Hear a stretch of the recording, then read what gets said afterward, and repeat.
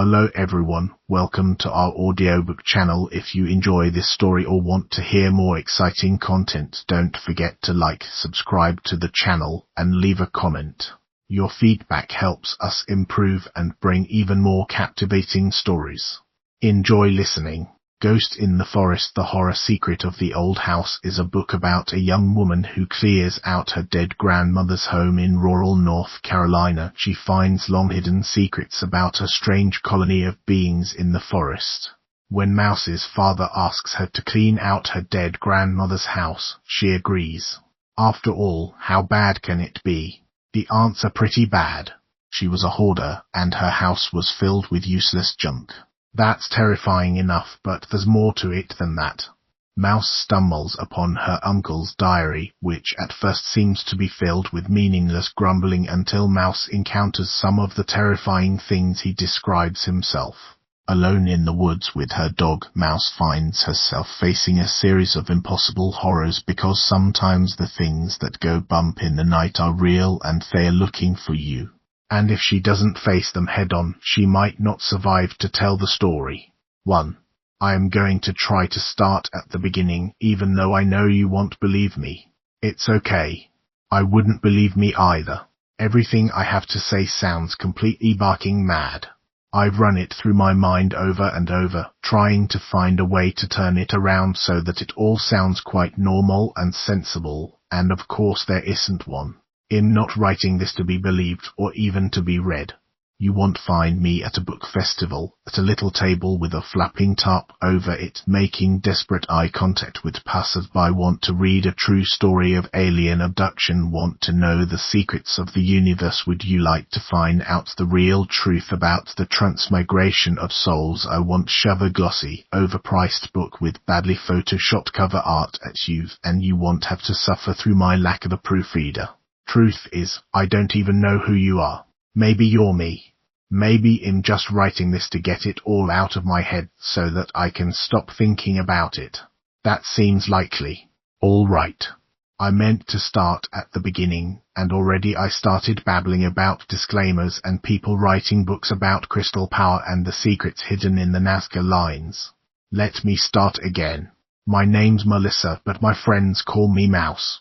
I can't remember how that started. I think I was in grade school. I'm a freelance editor. I turn decent books into decently readable books and hopeless books into hopeless books with better grammar. It's a living. None of that's particularly relevant. The important bit to know is that my grandfather died before I was born, and my grandmother remarried a man named Frederick Cotgrave. Honestly, I don't know how she managed to get married once, let alone twice. My grandmother was a nasty, vicious woman. Mean as a snake, as my Aunt Kate used to say, which is pretty unkind to snakes. Snakes just want to be left alone. My grandmother used to call relatives up to tell them it served them right when their dog died. She was born unkind and graduated to cruel early. But I guess a lot of cruel people can pretend to be sweet when it suits them. She married Cotgrave and they lived together for 20 or 30 years until he died. Every time I went over there, she was snipping at him, snip, snip, snip, like her tongue was pruning shears and she was slicing off bits for fun. He never said anything, just sat there and read the paper and took it. I never did figure it out. These days, when we know a lot more about abuse, I like to think I'd speak up, say something, ask him if he was okay. But then again, people get into relationships and sometimes they stay there, and for all I know, he got something out of it that the rest of us weren't privy to. Anyway, I was a kid for most of it, so it just seemed normal. He was my step-grandfather, grandfather-in-law, I'm not sure which. That bit galls me to no end. I feel like if had been my real grandfather, I would have not deserved what happened, maybe, but owned it a little. Even if Cotgrave and I had a relationship like a granddad and his granddaughter, I'd have said, okay, maybe I owe him this.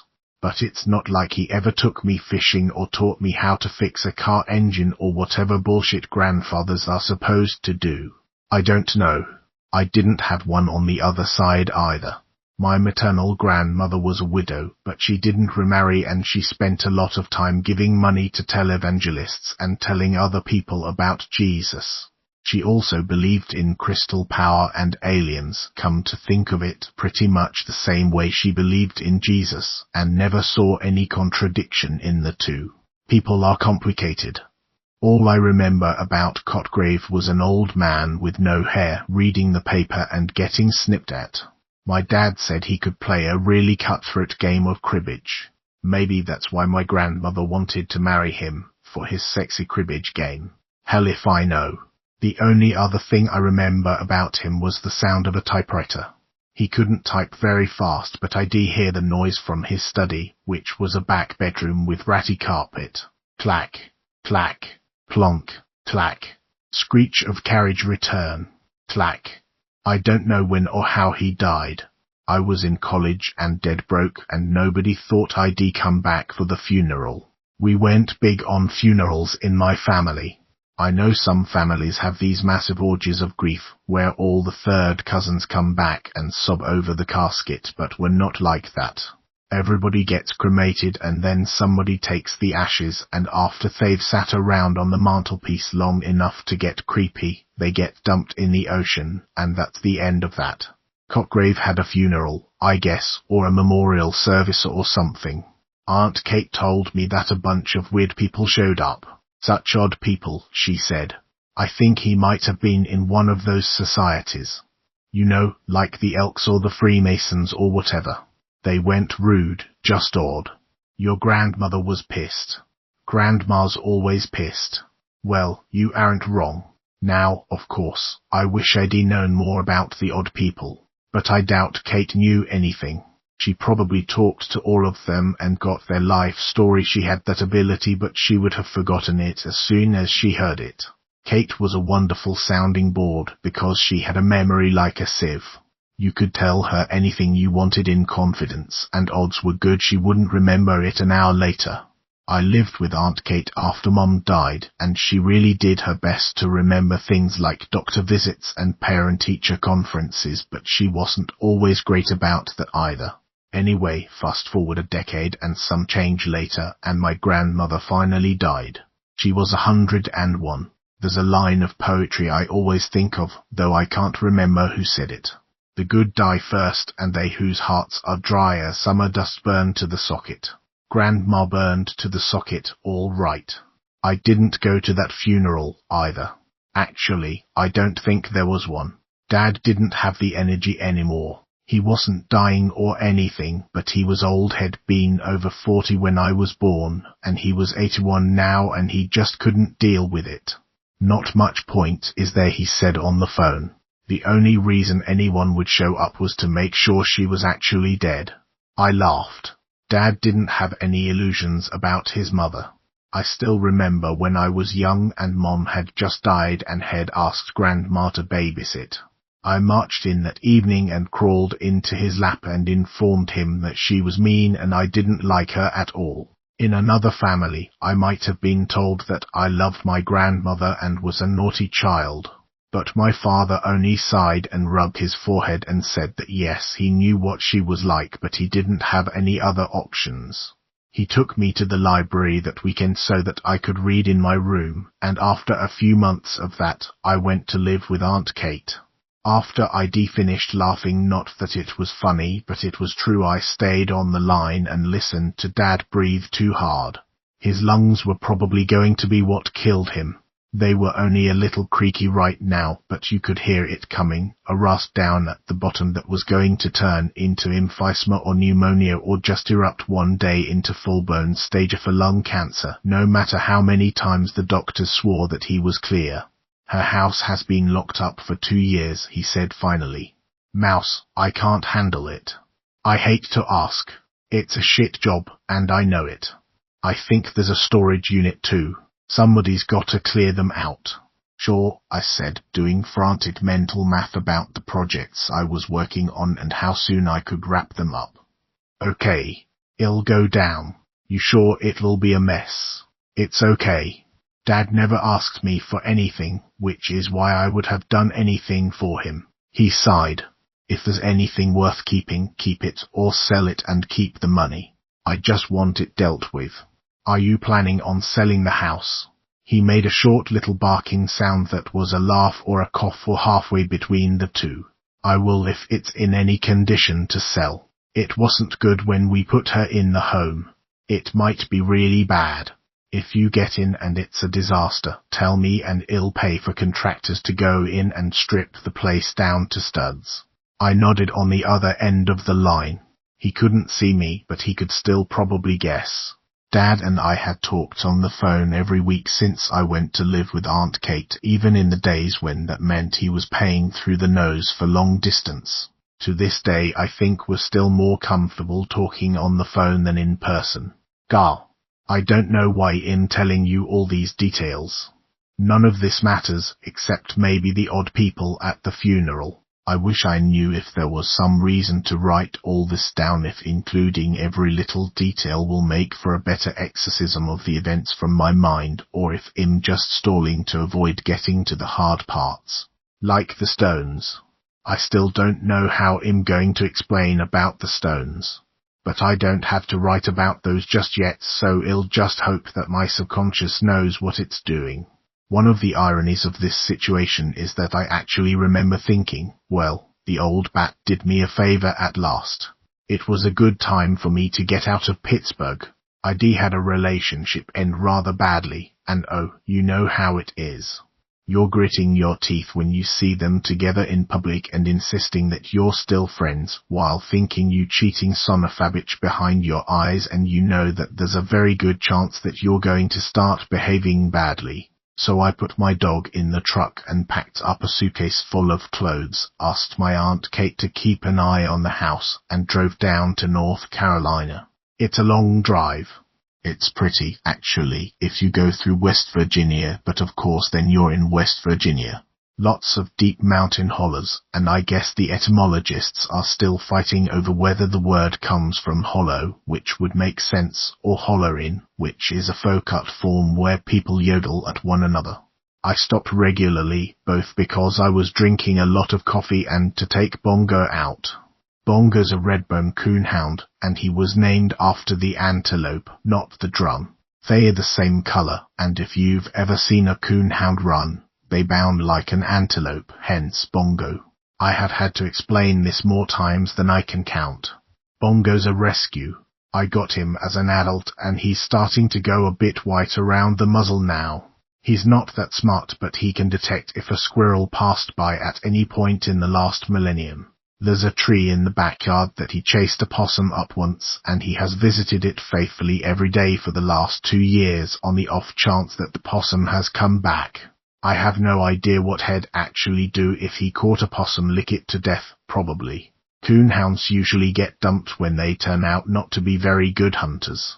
Bongo is an excellent watchdog, by which I mean that he will watch very alertly as the serial killer breaks into the house and skins me. But if the UPS guy ever tries to put one over on us, Bongo's on the case. If dogs had religion, Satan would be the UPS guy. Yes, I own a hound dog and a pickup truck. No, I don't have a gun rack on it. I fired a BB gun once in Girl Scouts. It went bang and made my hands hurt, and that was the end of that. Anyway, it's technically a 10-hour drive, but it takes about 12 when you have a dog and an overactive bladder. We ate at drive-thrus. Bongo got a cheeseburger, which made him think that he was in heaven. It seems very unlikely that my vet will ever read this, but just in case, this was highly unusual, and I do not actually feed him scraps from the table on a regular basis. I stayed at a motel that night.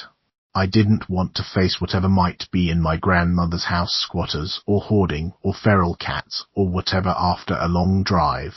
Dad said he'd had the power turned back on. No internet, but that's why God invented cellular data plans. I wish I could remember what that night was like. I think it was the last one where I was standing over here, with you on the normal side, and not over there, in that other place with the white people and the stones and the effigies. And Cockgrave, of course. But I don't remember it. It was just one more generic night at a motel. Bongo probably started the night on the other bed, then oozed over and flopped onto my feet, but that's more because I know what Bongo's like than because I remember it. He's flopped over my feet right now as I'm typing. Occasionally he looks up sadly at me. It's a lie, he's happy as long as he gets fed and people pet him. I wish I were a dog. One of the simple ones, like hounds. Border collies are too complicated. I suspect if I had owned a border collie, this story would have a very different ending, and I probably would not have been around to type it up. But I had Bongo, and he saved our lives because he is simple and made of nose. I'm getting ahead of myself again. I'm sorry. The next morning, I got up and went to go see what kind of mess my grandmother had left behind. 2. Oh shit, I said. I said it a couple of times. There was no human around to hear me. Then I let the screen door slam shut and turned around and sat down on the steps of the deck. Grandma had lived about 30 minutes out of Pondsboro, which is southwest of Pittsburgh, which is northwest of Goldsboro, because nobody in the late 1700s could think of an original name to save their lives. North Carolina's a weird state because there are all these roads that are framed by trees, and so you literally do not know how remote the area is. You're just driving through trees.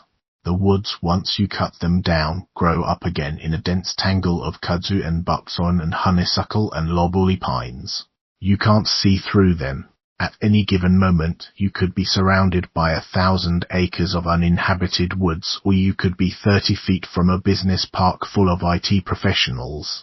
There's no way to tell. Get out around Pondsboro, and you're more likely to be near the 1,000 acres of woods. There's some weird little dips in the landscape, not full hills exactly, and nothing you'd call a holler, but things fold over on themselves and wrinkle up, and you get weird little bluffs cut by things that are a creek in Pittsburgh and a creek down here. I usually just call it a stream to save argument. Grandma's house hadn't been that remote when Shed bought it. There had been a couple of farm families nearby and a pack of hippies across the road. But people left the farm for the city, and the pastures grew up into the tangle of woods I mentioned before, and the hippies got old and most of the kids moved out. I saw a car parked over there when I drove up, but that doesn't mean anything in the South. It wasn't up on blocks, though, so maybe someone was still living there. Jed had nothing kind to say about the hippies, but that was no surprise. I'd passed 1 or 2 trailers on the way up, and there might be more back in the woods. For all I know, I could be surrounded by people. Sitting on a dead woman's porch, though, I didn't much feel like it. I felt like the only other living person on Earth was my dad up north, and the world was empty except for the 2 of us who had to deal with what my grandmother had left behind. Bongo was still in the truck. He stuck his head out the window and whined. I sighed. I haven't described the house yet, have I? I probably should. It was a big old southern rambler with a red tin roof. The tin roof was in good shape and the walls were solid, but the white paint was starting to wear off. You could see bits of wood under it. The wraparound porch was weathered grey wood and the steps creaked when I walked on them. There was a carport but no garage. Somebody had filled the back of the carport with firewood a long time ago. The whole carport had stumped like a badly made cake. I didn't even think about parking my truck in it. The underside of the porch roof was painted pale blue. Haint blue, they call it. The theory is that if a ghost comes up to the door, it'll look up and see the blue ceiling and think it's the sky and drift up into it. I don't know how that's supposed to work, but I've also heard that it's supposed to fool wasps the same way, so maybe wasps and ghosts are getting muddled up there. You don't want either nesting in the porch anyhow. Because it's the South, there was a thin layer of green algae on all the vinyl surfaces around the edges of the windows and whatnot. There were long squiggly lines etched through the green where the slugs had crawled at night. There's not much you can do about either one, except scrub things off with bleach occasionally. Nobody had been through here with bleach for a long time. The porch was covered in all the usual yardwork detritus, a rake and a trowel and a faded bag of fertilizer granules. An old pair of gloves lay discarded on the rocker. Of course there was a rocking chair. I told you we were in the South. Everything was tied together with ropes of cobwebs. The rake handle was practically glued to the porch supports. It was one of the ones with a hollow metal handle, and there was a big web right around the end, which meant that there was a spider living in the handle. I made a mental note to buy a new rake. That one belonged to the spider now. None of this was why I started swearing. I swore because when I unlocked the front door and opened up the house, the light fell on a stack of newspapers. Behind it was another stack of newspapers. Behind that was another stack. They were tied up neatly with string, and there was a pile of magazines next to that, and another pile, and another, and oh shit, Grandma was a hoarder. I took a deep breath and scrubbed my face with my hands. Maybe it wasn't as bad as I feared. Maybe it was just one room. It's never just one room, my brain said, and of course it isn't, but maybe just this once. Yeah, no. It wasn't just one room. It wasn't awful. She didn't collect cats, thank God, so the house hadn't turned into one of those horrible biohazards with urine on every surface and burying beetles scuttling under the furniture. And she wasn't the sort of person who hoarded food, so there wasn't 2-year-old garbage everywhere. Dad had taken the trash out when he took her to the home, and then had come back and emptied out the refrigerator. He hadn't defrosted the freezer. I could tell by the dried circle of water stains on the floor where it had leaked out when the power was shut off. But honestly, if you have to take your 99-year-old mother out of her house and put her in a home while she's calling you every name in the book, it'll cut you some slack on remembering the freezer. He never said that she called him every name in the book. I'm just assuming on this one. Still, it could have been worse. The newspapers were piled up and magazines were stacked 5 feet high, but you could still get to the living room furniture. There were places to sit. When I flipped the light on, it looked like a very cluttered room, not like an alien topography. The place was a terrible fire trap, though. All that paper everywhere. It was a miracle Grandma hadn't burned the place down by accident. Oh God, if only I don't wish even an evil old bat like her to die by fire. Truly I don't, but if she could have passed peacefully in her sleep and then the house burned down a couple of hours later, that would have been fine. And I'd still be able to sleep at night. The hoard was somewhat organized, I'll give her that. I went from room to room, listening to the floorboards creak. There were narrow paths between the stacks. Magazines and newspapers in the living room, Tupperware and bags full of other bags in the kitchen. It got worse as I got farther back in the house, though. The bathroom was a jumble of ancient shampoo bottles and body lotions with the caps melted on. The toilet, well, pray God the well pump had survived the years of inactivity without locking up. The stairs to the second story were completely jammed with garbage bags. I prodded one with my foot. The contents moved like cloth but smelled like mice. One of the closet doors was wedged open. The inside was a solid block of Christmas decorations, old coats, and unlabeled white jugs. The tiny bit of floor that I could see had a white crust over it where the jugs had leaked. There were 3 closed doors off the hallway that probably led to bedrooms. I had originally been planning on sleeping in one of those bedrooms, but Christ only knew what was being stored in them. The whole place stank of must and mice and silence. Bongo barked. The noise jerked me out of my increasing despair, and I went back outside. It was an overcast day, but the sky seemed very bright. I let Bongo out of the truck and grabbed his leash. You can't let coonhounds off the leash, not ever.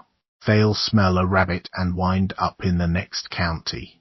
I own more ropes and harnesses and tee-outs and carabiners than a dedicated bondage enthusiast. Okay, fine. I've heard of dog owners who have hounds that are so responsive that they will heel beautifully with no lead at all. Those are smarter owners than me and smarter dogs than Bongo. But we do fine by each other, and that's the important thing. Bongo went sniffing and snuffling around the edge of the porch, over into the bushes, back to the porch. I let him follow his nose. I didn't have anywhere to go, and I didn't want to open one of those bedroom doors before I absolutely had to. We went over to the carport. The woodpile in the back was probably at least 80% spiders at this point, and shared space with a generator that dated from the Nixon administration. I looked up the side of the house to the windows on the upper story, and I could see something pressed against them, boxes maybe, or furniture. 2 stories worth of stuff. I let out a heartfelt groan, and Bongo looked back to make sure he wasn't doing anything wrong. "It's not you," I told him. "You're fine." He peed on the woodpile by way of agreement and ambled around the back of the house. The porch wrapped clear around to the back on 3 sides. The back section was screened off to keep bugs out, but there were holes in the screen where something had gotten in. Bongo went immediately on alert, which probably meant that the holes were from squirrels. Trees pressed in on 3 sides of the garden: loblolly pine and pin oak and tulip tree. Aunt Kate is a botanist. When I was growing up, she would constantly interrupt herself to reel off the names of passing plants. As a result, I can follow extremely fractured conversations, and I also know common trees on sight the way most people know dog breeds. There were some saplings making inroads around the edges, and the grass had grown high and rank in sunny spots. The shrubbery was too dense to walk through in most places, but the right-hand corner, under the oak, was nothing but dead leaves. The woods behind it hadn't been cleared recently, because I could see quite a way back there, before a stand of holly trees blocked the view. Mostly I saw even more dead leaves and a couple of large rocks. Not exciting for anyone, except possibly Aunt Kate. The backyard had contained a garden at some point, and bits of the deer fence were still there. The fence posts leaned drunkenly, with chicken wire bunched up between them. Mint and oregano had run riot everywhere, and every step we took kicked up a delicious smell. I had a strong urge to pull some of the weeds, but I wasn't here to garden. Pity. I might have enjoyed putting the garden to rights. More than I would enjoy excavating the house, anyhow. How had I not known she was a hoarder? I'd only been a kid when I visited, but kids remember things. There hadn't been the piles of newspaper then. The counters in the kitchen had appliances, not stacks of Tupperware. A memory surfaced of Grandma washing Ziploc bags and drying them with a hairdryer. Dad saying she grew up during the Depression. Mouse. A lot of folks who lived through that have a hard time throwing anything away. Well, the signs had been there, and sometime in the last decade or 2 she'd just gone over the edge. I pulled out my phone and looked at it, thinking of calling Dad. He could have warned me. He did say it was a mess, and that it was bad. Yeah, but his definition of a mess and mine are apparently a lot different. There was no cell signal. I cursed my carrier and shoved the phone back in my pocket. If you're thinking that she was going mad in the house alone for 40 years, like Miss Havisham, don't. Dad paid for caregivers, and he went down to visit her fairly regularly when he was still able to get around. But the caregivers got harder and harder to find as she drove them off, and eventually there was just the woman who took her into town. Maybe that's when it got bad. Maybe that woman didn't go into the house. Maybe nobody'd known the state the place was in. Bongo wanted to go under the porch steps. "No, buddy," I said, leading him past. He looked longingly at the hollow under the stairs. There might be a possum he could lick. "I know," I said. "In the worst." We finished our circle around the house. There was a set of double doors that probably led down to a root cellar. Jesus. Who knew what I'd find down there? Bongo's tail was wagging good-naturedly as we finished the circuit. One of his ears had flipped over along the way. "Let me fix your ear." More wagging. I tied him out to the railing on the front steps. He could probably find a way to twist the leash around, but I wasn't going to be more than 30 or 40 feet away. And anyway, I suspected that I'd be coming out of the house frequently just to be surrounded by clean air instead of junk. He flumped down on the porch and looked tragically at me. I gave him a chew toy, and he began gnawing on it and making terrible canine faces of pleasure. You know, thinking about it now, if Bongo had been scared of the house, I might have left. I was right on the edge. I could have called Dad and said it was beyond my ability, it was too full, it was a mess, and he should just hire one of those companies that deal with hoarder houses and get them to drag it all to a landfill. But Bongo thought the place was grand. There were things to sniff, there might be squirrels, and I hadn't seen anything terrible yet, just stuff. Nothing I couldn't fix with a couple hundred garbage bags and directions to the county dump. I had a pickup truck. I had a lot of irritation at my recent extra workout, ideally with manual labor. I might as well give it a try. Which just goes to show that my dog and I were both as sensitive to that other world as rocks, and probably that we deserve each other. I went back into town to get garbage bags and a couple pairs of sturdy gloves. Ponsboro actually has a little downtown. They'd love to be like Southern Pines, 2 hours away, which is so quaint it makes your teeth hurt. The rich country club people all go there to spend money, so you can have antique stores instead of junk shops, and a really good independent bookstore and little shops that sell nothing but scented candles and fancy doorknobs. Southern Pines is in the Sandhills, though, and it's a lot easier to put a golf course there. So Ponsboro's downtown isn't nearly as ritzy despite their best efforts. But they do have a good coffee shop and a bad diner and a hardware store that hasn't been eaten by one of the big chains. I went to that last one for garbage bags and gloves and about a dozen containers of those little bleach-soaked wipes. And yes, a scented candle. It didn't matter what it smelled like, it was bound to be better than the smell of musty house. I picked up a cheap pair of sheets too.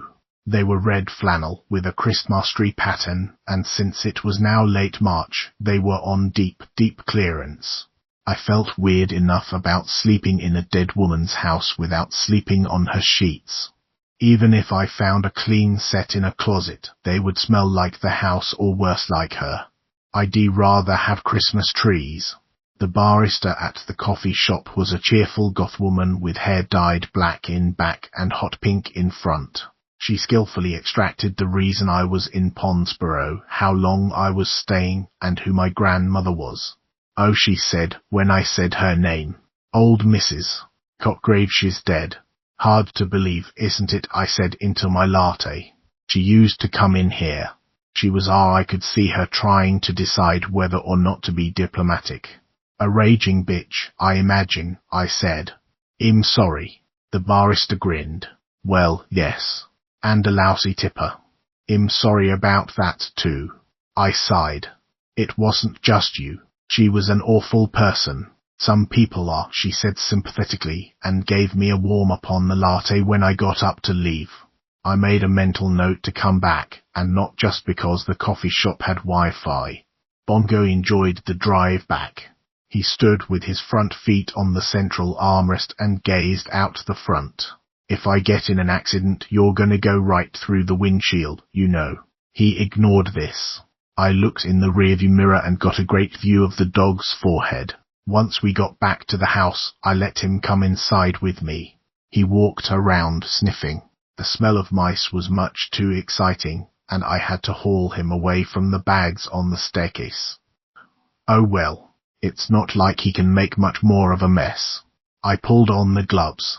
They were good solid work gloves, men's size medium, not the crappy little floral print things they try to sell to women. With the gloves and the trash bags, I felt obscurely armored. Whatever horrors awaited, at least I wouldn't have to touch them. I lit the scented candle. It was called Berries and Dreams, and I am sad to say that it had been the best of the selection and the only one that did not involve patchouli in some fashion. It smelled like the lip gloss I'd worn in 3rd grade, strawberry with notes of wax. It was still better than mouse crap. My first order of business was to find a bedroom. I was waiting on emails to be able to work on an editing job, so I wasn't losing money at the moment, but if I had to spend the whole time in a motel room, I'd start burning the bank account at both ends. Motels that allow dogs charge a lot of money for the privilege. The door at the back of the hallway had boxes piled to knee-high in front of it, so I wasn't hopeful about it, but the other two were reasonably clear. There was a rampart of plastic storage bins between the two doors reaching to the ceiling, but you could get by them if you turned sideways. I pulled open the first door and then slumped against the door frame with a groan. Christ. The doll room. I'd forgotten all about that. Shed had those awful China dolls with the painted eyes, which were bad enough, but Shed really liked the newborn dolls. The ones all made up to look like realistic babies, except that when something's that realistic, it just looks dead. The whole damn room was full of dead babies. Most of them were still in boxes, but Shed taken a bunch out, too.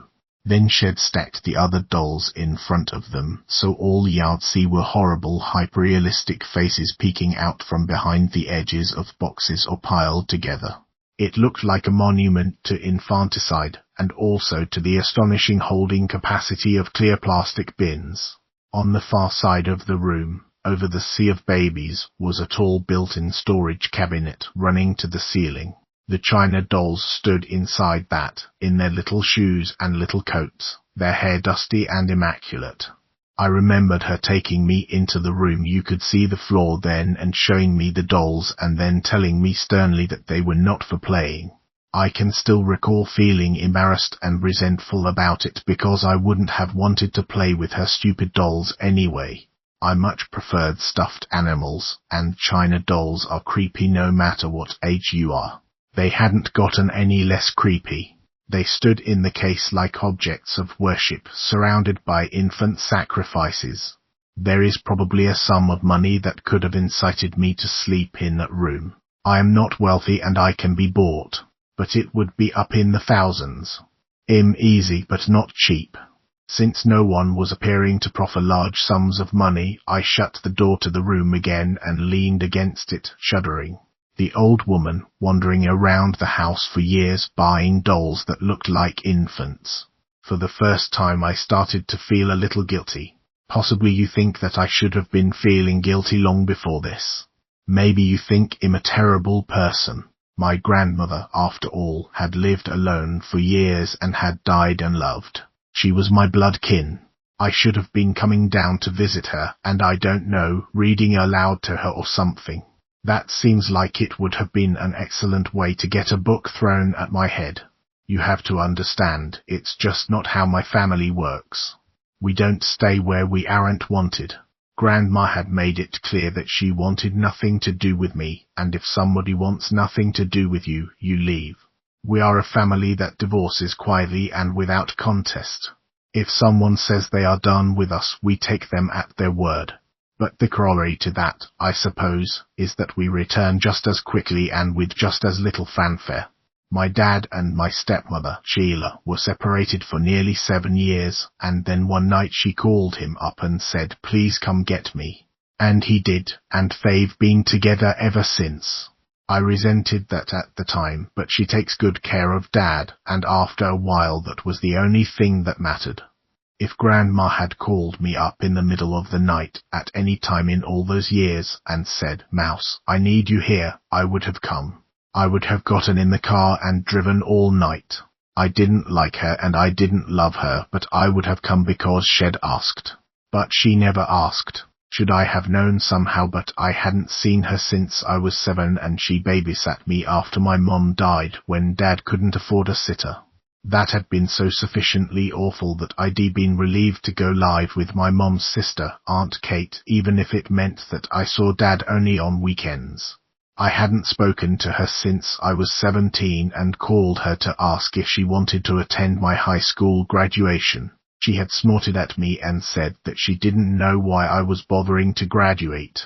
I was Catholic trash and was just going to get married and squeeze out babies for the rest of my life. I remember that very clearly, mostly because it was so odd. Yes, I was Catholic, more or less, but that just meant that Aunt Kate had saint cards shoved in the edges of the bathroom mirrors and that we went to Mass on Easter. We hadn't managed Christmas Mass in years. I had never been confirmed, never gone to confession, couldn't say a Hail Mary if my life depended on it. I wasn't offended. I wasn't even angry. It didn't make sense. Grandma might as well have yelled at me for being from Pennsylvania, or for having wavy hair, or for walking upright instead of on all fours. I took the phone away from my ear and stared at it, baffled. I could hear her still talking, tinny and distant through the receiver. Then this was in the days of landlines. I set it back in the cradle and shook my head. If you think that I'm harboring some deep resentment here, I'm really not. I decalled because Aunt Kate had said, somewhat doubtfully, that I should. I hadn't thought about her in years. She didn't do holidays. She was more like a particularly unpleasant teacher remembered from my grade school years than a relative. She'd obviously wanted nothing to do with me, so it had seemed the polite thing to do was to oblige. I don't know. All I know is that she never asked for anything. Maybe it's genetic in my family. Dad never asked for anything, so now that he had, I'd move heaven and earth if I needed to. And that's why I was here, in this horrible house stuffed full of baby dolls and ancient Tupperware and mouse-stained clothes, because he'd asked. Perhaps I am a terrible person, but give me what little credit I deserve. I was here. The second door was not as viscerally unsettling. Not many things could be. Even a room full of taxidermy would be less creepy, and Grandma wasn't into taxidermy. Nevertheless, it was a sad room, and that's because it was her bedroom. There was a road through the piles of boxes.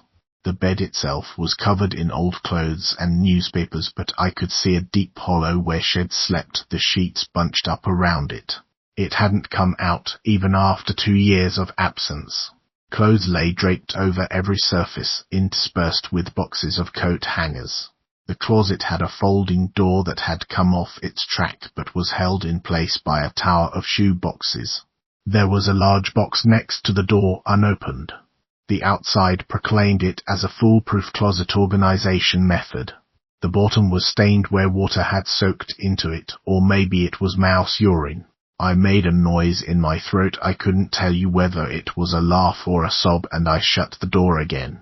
I decided that if the third door didn't work, I'd sleep on the couch. I could have cleared off that bed, but it would have been like sleeping in my grandmother's grave. Even though she'd died hundreds of miles away in a home, with my father checking on her all the time, I felt her presence in that room. If she was a ghost, she would be an unquiet one. The third door took some work to get to. I nearly abandoned the attempt. If the hallway was this clogged, the room was probably wall-to-wall boxes of Ziploc bags and commemorative plates. I started to push the boxes out of the way but felt a stab of guilt. Moving boxes around inside the house wasn't going to help. So I picked up each one and dragged it into the living room. One was full of coat hangers. That went in the back of the truck immediately. One was full of papers, but a quick look told me they were all coupons and penny saver mailings turning yellow-grey with age. I riffled it briefly, but no stock certificates fell out. Well, a woman can dream. There was a stack of empty shoe boxes all wedged together, which went out. One of the bottom boxes had a shoe. It was not a very good shoe. At the very bottom was a carpet steamer. Thankfully it had wheels, because I could barely lift the thing. I dropped it on my foot, getting it down the porch steps, and Bongo was treated to the sound of me swearing a blue streak. Proof, he said. I ignored this commentary on my language and wrestled the carpet steamer into the back of the truck at great personal cost to my back. At last the door was clear. It stuck when I tried to open it, as if it had not opened for a long time, but I wedged my foot against the bottom and pushed. It swung inward, into a nearly empty room. After my first astonished glance, it became obvious that the room wasn't quite empty. It had a bed and a nightstand and a chair. There was a painting over the bed and a few framed photographs on the walls. But compared to the rest of the house, it seemed absolutely bare. The hardwood floor had a thick layer of dust but no boxes piled in it. The mice had come in, found nothing of interest, and left again. "Oh," I said out loud. "Oh, right. It was Cotgrave's room. Of course. He had died so long ago. I suppose I had thought that she would clear it out, use it as storage. And yet it was empty. Sheets had been turned back on the bed, as if someone had just gotten up. Except for the layer of dust, it could have been abandoned only an hour before. It hadn't occurred to me as a child that my step-grandfather's den had been his bedroom as well, that he had not been sleeping in a bed with my grandmother when he died. I wonder if they started that way or if he moved out eventually. Well, the vagaries of Grandma's second marriage were not my concern and probably none of my business. But it does make my life easier, I told the absent Cotgrave. It was easier to talk out loud. It made some sound in that house, which was much too quiet except for mice and Bongo working on his chew toy on the porch. I really needed to buy a radio or something. Replace the sheets and a normal person can sleep in here. I went to the window and opened it. The wood had swollen, but after some banging, much like the door, I managed to push it open. The screens were still intact. Bongo sat up and came over to the window. He licked the screen and seemed puzzled that it tasted like wire. "You're not smart," I told him. He wagged his tail and licked the screen again on the off chance that it had become tasty. I opened the nightstand drawer. It was full of the usual detritus that accumulate in drawers: old tweezers, broken nail clippers, the warranty for a piece of electronics that had stopped functioning years ago. There was a black book on top with an elastic ribbon holding it closed. I flipped the book open. It was probably just an address book, but just in case there were any $100 bills tucked between the pages. There went. It was full of handwriting instead. I almost threw it away. I had the mouth of the garbage bag open and was moving my hand toward it when a phrase jumped out at me. "She has hid the book." I had to read it twice to make sure I was right the first time. Whoever wrote it had neat enough handwriting, but it was tightly slanted and the SS and the as looked nearly identical. That's wrong, I thought. It's either she hid the book or she has hidden the book. Pick one and commit. Like I said, I'm a freelance editor. The Chicago Manual of Style is tattooed on my soul. I'm pretty lenient about these things when editing fiction. Show me a character who uses whom correctly and I'll show you a real prat, but she has hid the book. No. The next line was, I'm afraid she might have destroyed it, but there are no fresh ashes in the burn barrel. I went through the trash, but it was not there. It must be hidden. I asked her where it was, and she asked had I lost something, but there was that look in her eyes like when she hid my keys. I sat down on the bed. Good God, was this Cotgrave's, and was she my grandmother? I could easily believe that Grandma would hide something and take pleasure in the other person looking for it. There's mean and then there's pathological. Once you start calling up people to laugh when their dog dies, you're way over on the pathology side of the equation.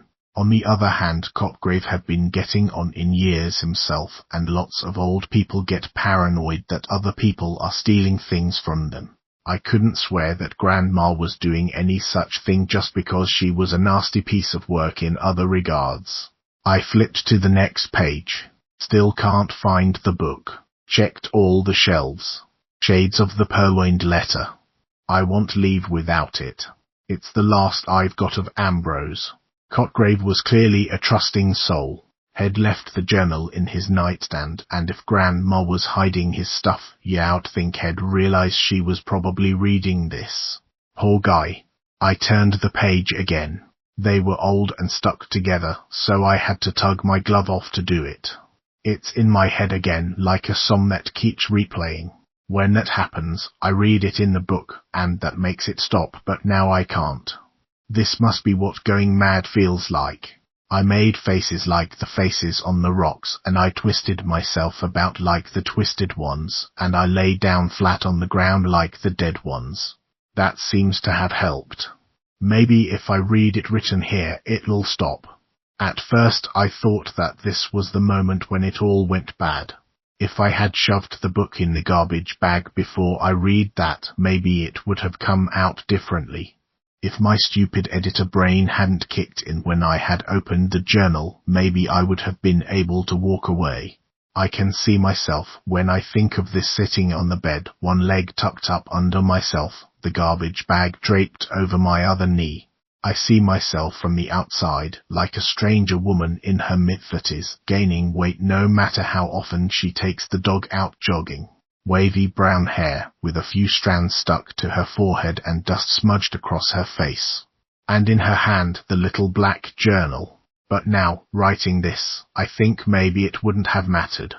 I was there, and I was not going to leave until I had cleaned the place out. Maybe everything would have happened anyway, and I would have had no map to guide me, even as poor and addled a map as Cochrane's journal proved to be. At the time, though, I had no presentiment. I read that passage, and what I thought was, ugh, that's kind of creepy, twisted myself about like the twisted ones, yeesh. It was a weird thing to find written in a book by an old man who liked cribbage and read the newspaper for hours a day. It's in my head again, like a song that keeps replaying. Sounds like he's talking about an earworm.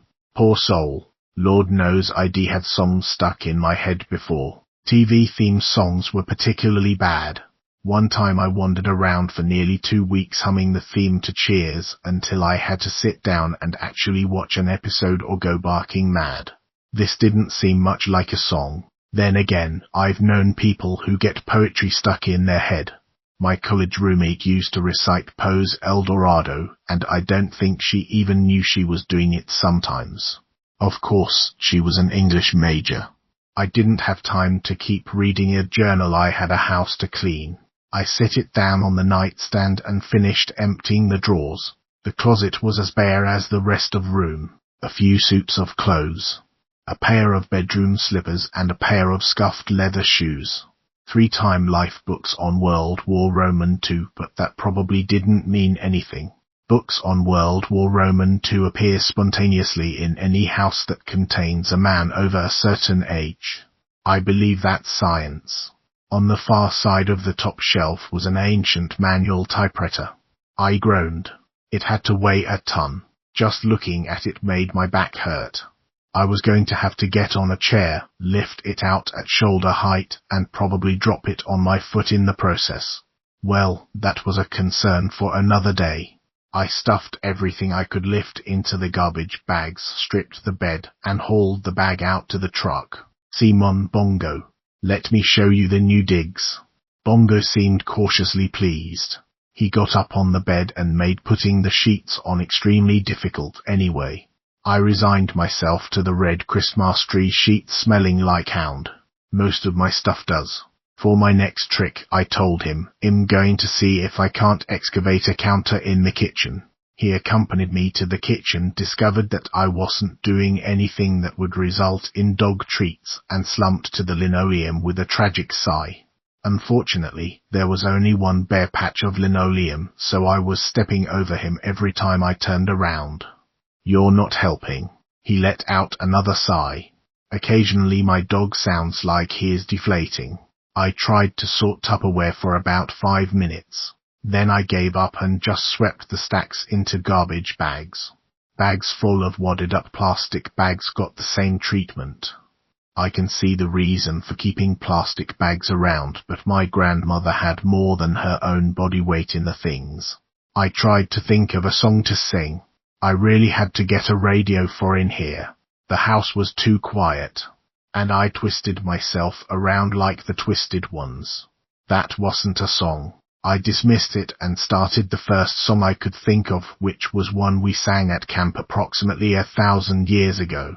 I woke up Sunday morning, I looked up on the wall, the Beatles and the bedbugs were having a game of ball. Bongo let out another sigh from the bottom of his toes. I worked my way through the vast number of verses, including the one about dying in a sewer that the councillors wouldn't let us sing, and cleared a counter back to something that was probably a toaster. Corrosion had sealed it to the countertop. There was a fork sticking out of it, which seemed like a generally bad idea. Fortunately, the electrical cord had rotted through, so the toaster was harmless.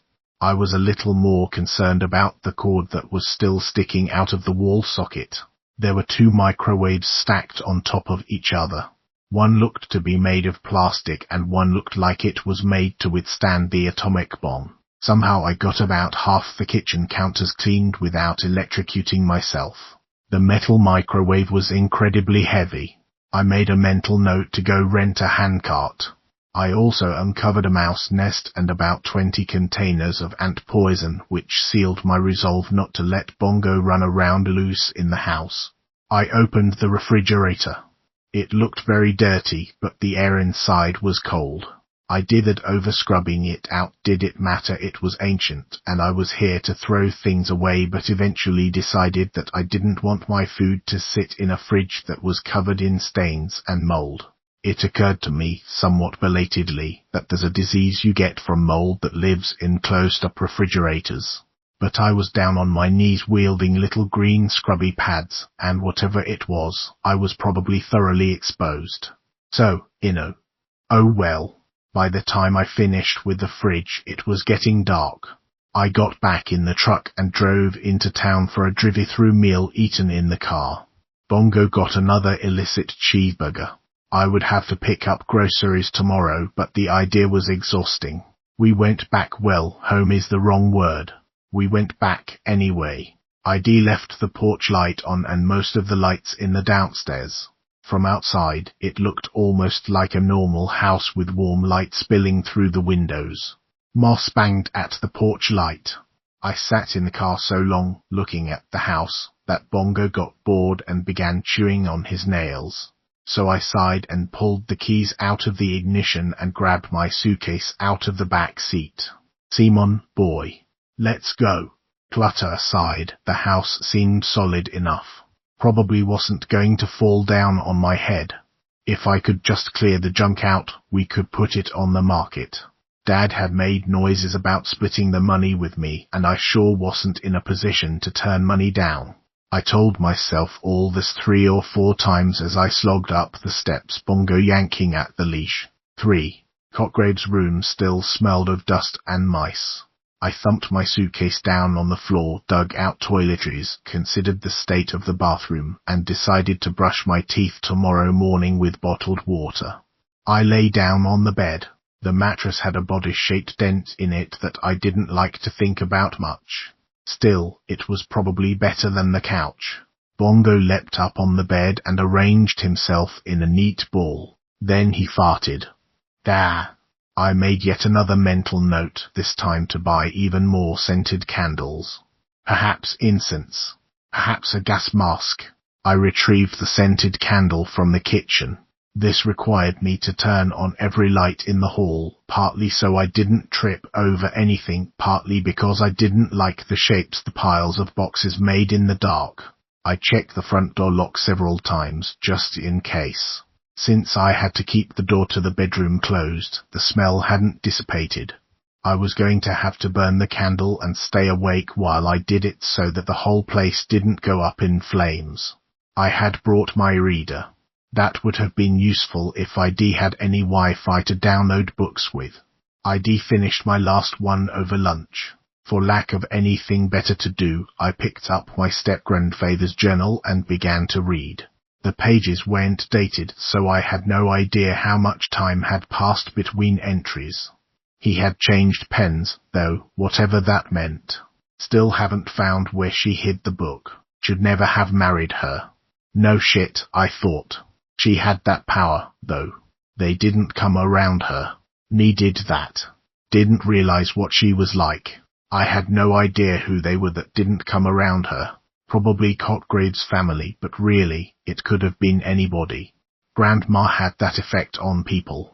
Ambrose would say that as there are humans sensitive to the peculiar humours wonders of the others who attract them, it must follow there are those who are the opposite actively drive such humours away. But a felt to seek out such wonders led to sin, whereas I cannot believe that the opposite leads to virtue. Certainly there is no virtue in her. Miss Ambrose terribly. Have made a grave error, I fear. If I can get the book back, we'll leave at once, take chances with the others. Would rather die in fear and glory than needled to death in this wretched house. The sentiment was understandable, but die in fear and glory was an odd way to put it. Was Cotgrave planning to join the Foreign Legion? I had no idea what to make of the bit about sin and virtue. Apparently he'd been religious. Though it doesn't sound much like Sunday school. More like Thomas Aquinas. Or maybe he was a Gnostic or something, I said to Bongo. Bongo stretched out again. I held my breath in case that joggled loose anything foul, but apparently he was done for the night. I turned the page and grimaced.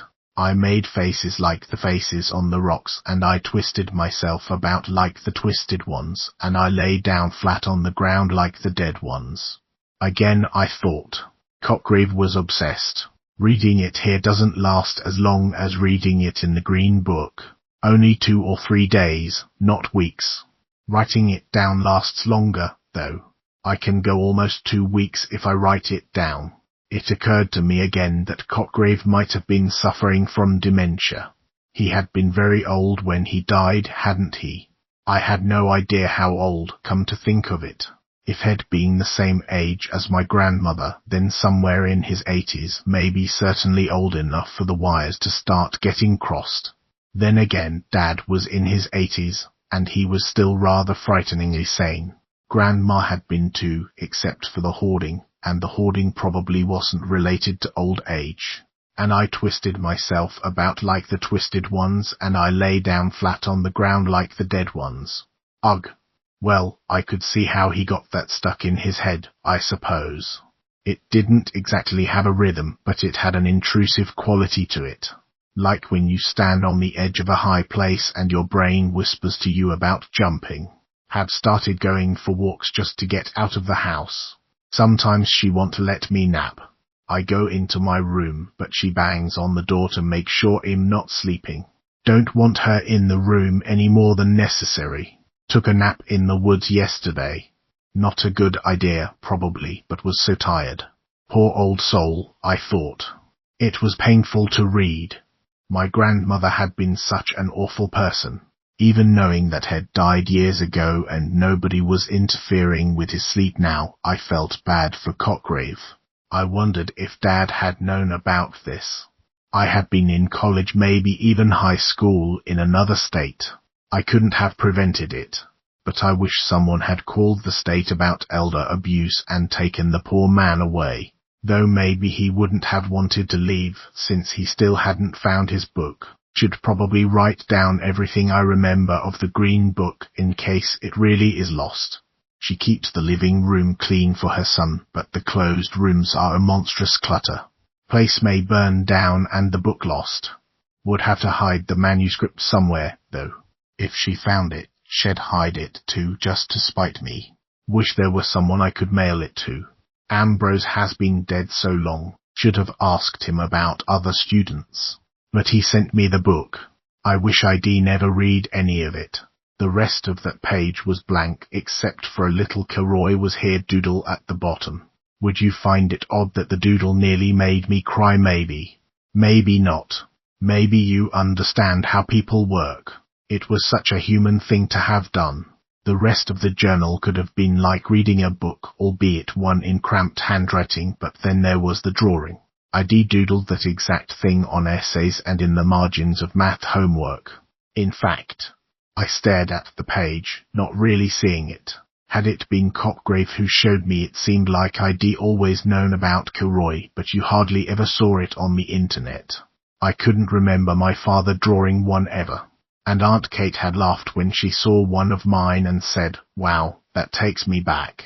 If I strain, I could almost remember or could make up the memory out of whole cloth, most likely Cotgrave with a slip of paper showing a little girl who wasn't his granddaughter how to draw Kilroy in this very house after Grandma had done something to make me upset yet again.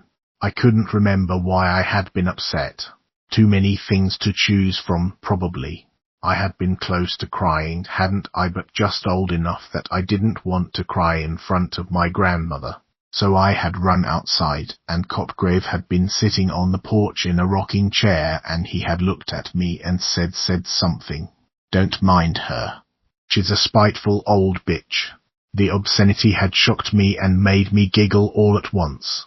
I had shoved both hands over my mouth, still closed to tears. I don't like her, I whispered through my hands. He nodded. I don't like her very much either, he said. I was too young to wonder why he stayed married if he didn't like her. I just nodded. When you're a kid, you're always wrong if you're mad at a grown-up. But now a grown-up had agreed with me, and that meant that maybe I was right after all. Cotgrave had a newspaper in his hands. The funnies, he always called them, not the comics. He folded a page over and took a pen out of his pocket. Do you know Kilroy? He asked. I shook my head. He drew a line on the margin of the comics page, next to Prince Valiant.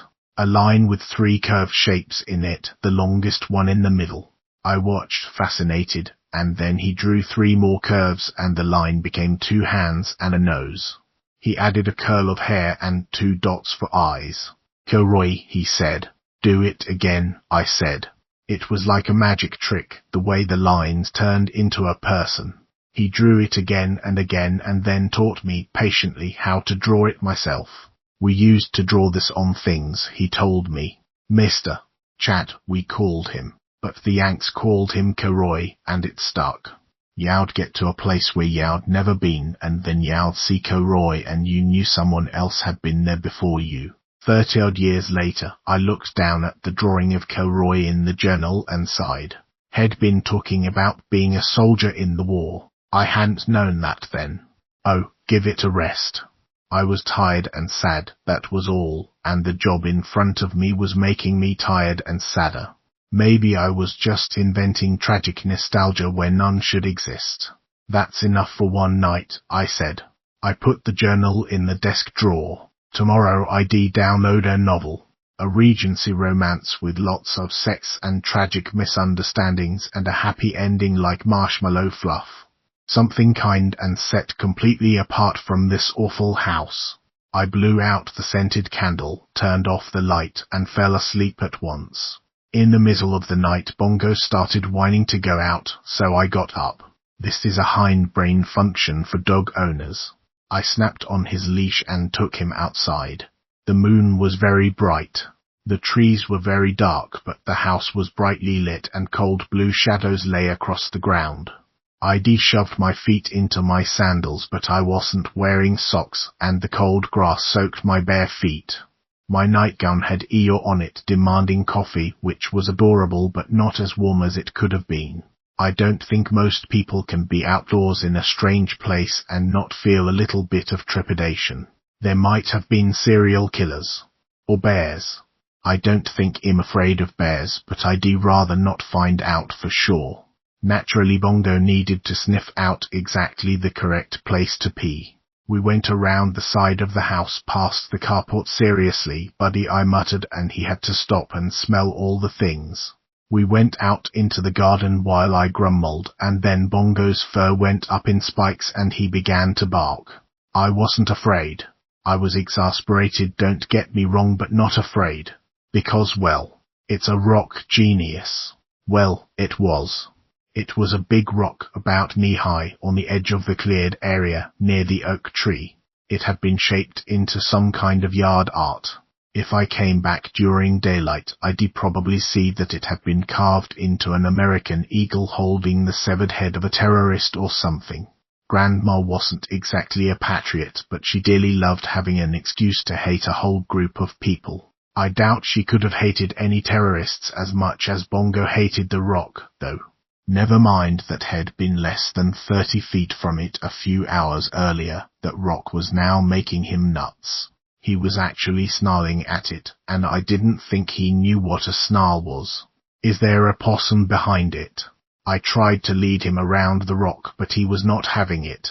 Bongo weighs maybe 6 to 5 pounds, and I am probably stronger than he is, but I try not to test it in case it turns out I'm wrong and it reverses the power dynamics of our relationship. He did not want to get any closer to the rock. The rock was the enemy. I stopped bothering with the leash and got him by the collar. This actually seemed to make him happy, although not in the way I'd expected. He stopped snarling and started barking, the look-me-pack-matashari-wereganamisi-out bark that he uses at home when the neighbor's dog is tormenting him through the fence and I come out to take him inside. Come on, Bongo. Bongo, leave it. He left it reluctantly. I walked him back toward the house with my hand on his collar. As we approached the front door, he suddenly cheered up and his tail started wagging again. He remembered that he had to pee, and I barely got my foot out of the way in time. You may think that I'm being exceedingly dense not to think that something was wrong at this point, but in my defense, I once saw Bongo lose his shit at a garbage can. An empty garbage can. I've never figured out what his beef was with that can. Maybe there had been a possum in it at one point in the distant past. What I'm getting at here is that my dog is not a reliable indicator of bad things going down. Although hell, what do I know, maybe that garbage can was sitting right at the nexus of where our world touches another one, and he was baying and charging at it to let me know that eldritch abominations were breaking into our reality. Who knows anymore? I sure don't.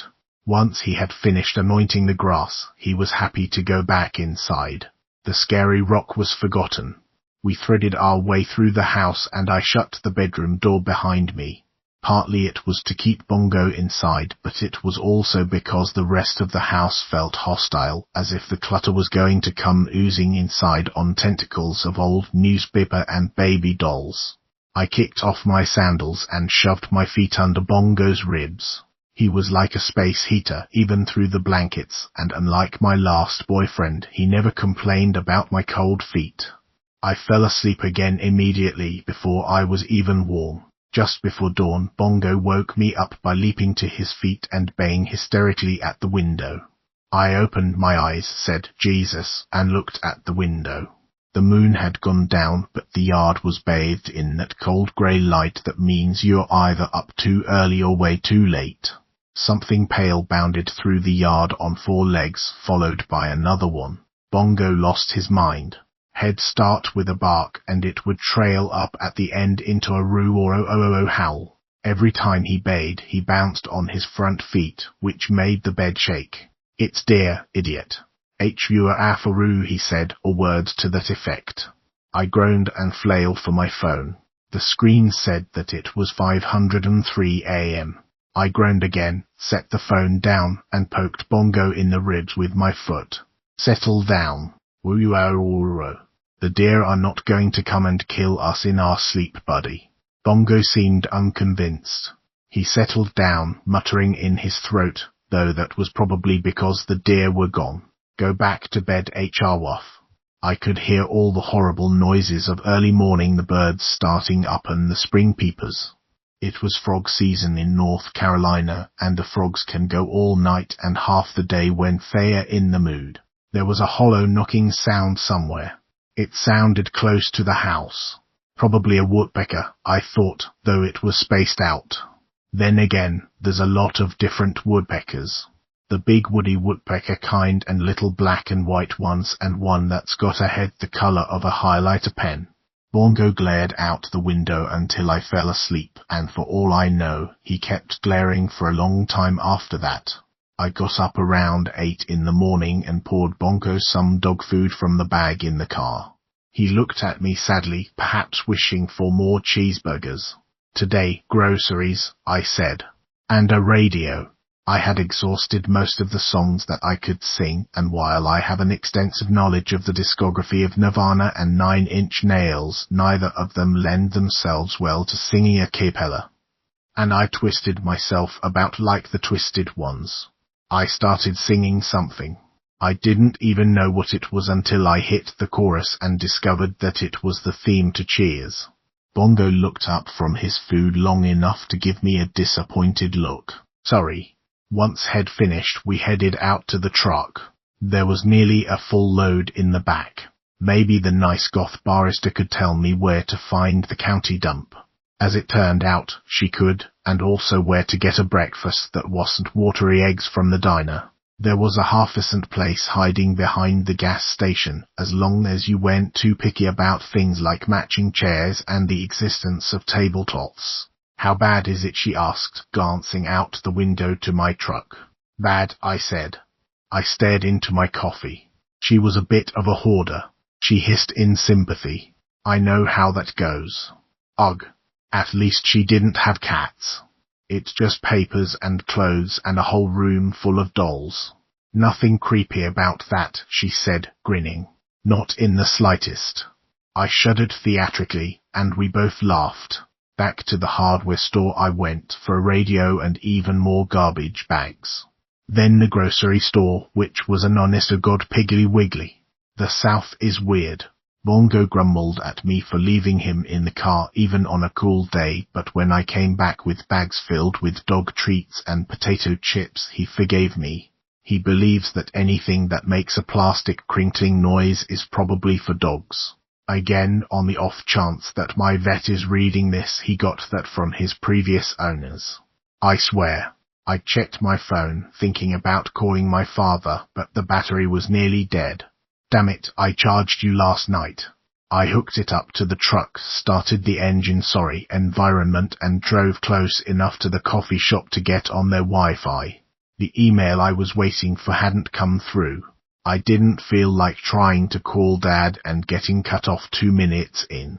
I downloaded a couple of novels and drove to the dump instead.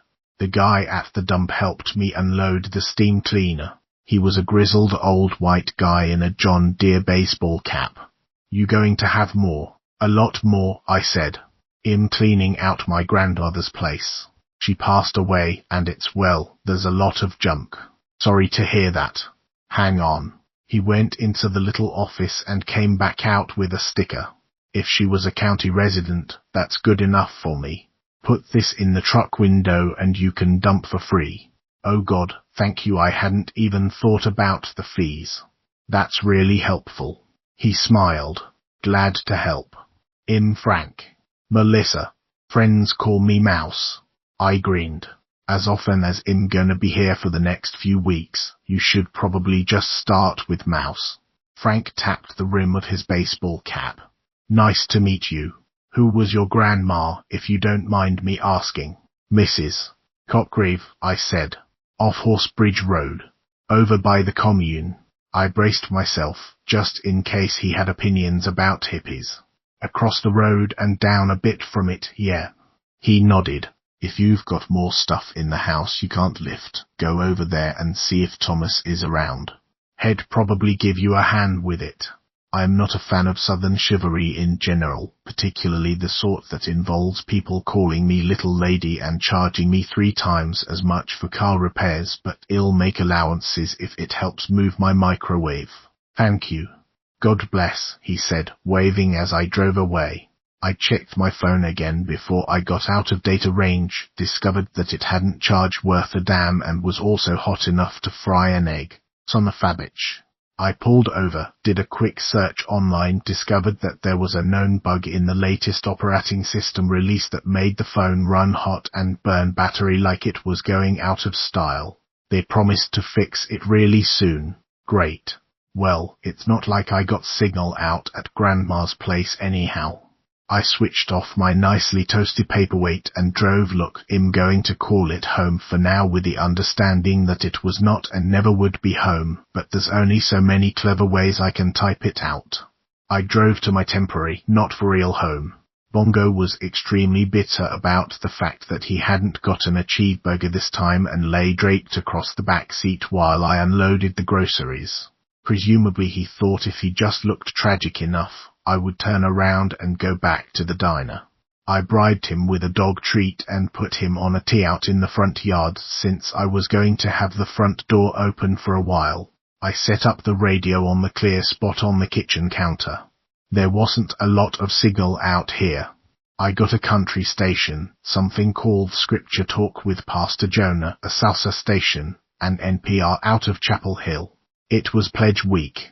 It is an immutable law of the universe that whenever you listen to NPR in a strange place, it will be Pledge Week. Pledge Week at least had human voices, even if they had the frazzled cheerfulness of people who have been begging for money for days and see no end in sight. I fiddled with the dial until I got the least fuzzy version, cracked open a bottle of water, and rolled up my sleeves. Then I spent about 2 hours dragging everything else out of the kitchen. Most of it was just the usual run-of-the-mill stuff you'd expect in a kitchen, only more of it. There were bags of flour that were probably riddled with moth eggs and jars of dried rice. I'm not actually sure if rice goes bad, but this didn't seem like the time to risk it. I threw the glassware into a plastic bin. Some of it cracked, but I wasn't planning on reselling it anyway. There wasn't any Depressioner milk glass or whatever the ritzy stuff is supposed to be. I suppose I could have lugged it out to Goodwill, and undoubtedly not doing so made me a terrible person, but I wanted that house empty. I kept a couple of plastic tumblers for my own use, then pulled open a drawer at random. It held about 200 chopsticks, the wooden kind you get with takeout, which had been washed and put into Ziploc bags. The ends were stained with use. I stared at them for a little while. Yep, she was reusing disposable chopsticks. Well, all right then. I took the Ziploc bags out gingerly. I was wearing gloves and I'm sure she used soap, but there was just something desperately unsanitary about the whole thing. I got halfway to the door and Bongo started barking. It sounded a bit like the UPS guy bark, so I hurried out to check on it. There was a man in the front yard, and he was big. He was at least 6 feet tall and extremely fat, but he had the kind of build where it goes out sideways, so he was broad as well as tall. He had sloped shoulders, but there was a lot of muscle underneath. I hoped like hell he was friendly, because he could probably break me in half with one hand. You think things like this when you're a woman and there's nobody around to hear you scream. Hey, he said, waving. I waved back. Bongo's barks had gone from die UPS scum to pet me, why aren't you petting me? His tail wagged frantically. Can I help you? I said, trying not to sound unfriendly. He shrugged. Up a bit closer, I could see he was Latino, probably in his late 20s. He had a rather sheepish grin. Hey, just saw your truck over here and thought I'd come over. He paused and scratched at the back of his neck. Does the old lady know you're moving stuff out of her house? I relaxed a little. There wasn't a car on the road, so he'd probably come over from the commune. If I'd seen somebody cleaning out a neighbor's house, I might come check things out too. Well, she passed away last month, so I don't think she'd mind. I tossed the chopstick bags into the rocking chair, came down the steps, and stuck out my hand. I'm her granddaughter, Melissa. Oh, he gave a short, relieved laugh. That's good. Not that she's dead, I mean, but it was gonna get real awkward if you were robbing her. He had a fairly pronounced accent, although I couldn't place it. Somewhere farther south, but that could cover anywhere from Miami to Mexico, with a whole lot of Texas in between. There's nothing in there worth stealing, I'm afraid. I wish there were. He shook my hand and glanced over at Bongo. Is he friendly? Ridiculously so. He crouched down in range of Bongo and stuck out a hand. Big he might be, but he didn't move like it slowed him down at all. Hey, buddy. Bongo licked his fingers and jammed his head into the man's elbow. As you can see, he's a terror, I said. The man grinned up at me. Definitely. Hey, I live across the road at the commune. I took a guess. Tomas, he corrected. How do you know? Frank at the dump. Ah, yeah. Tomas laughed. Good guy. He stood up to Bongo's sorrow. There was something infectious about his grin. He volunteered you, actually. But it's okay. I won't hold you to it. Tomas groaned. Ah, man. He ducked his head. What for? Helping me move appliances. Oh, is that all, man? I thought you wanted me to hide a body. Maybe later. I haven't gotten into the attic yet. He laughed again. So did I, although I wasn't entirely joking. Sure. What do you need moved? Just the microwave so far. It's one of those giant heavy ones. I'm sure there'll be other stuff eventually. "I'll do it right now if you want," he said. This was unexpected, but I wasn't going to look gift muscles in the mouth.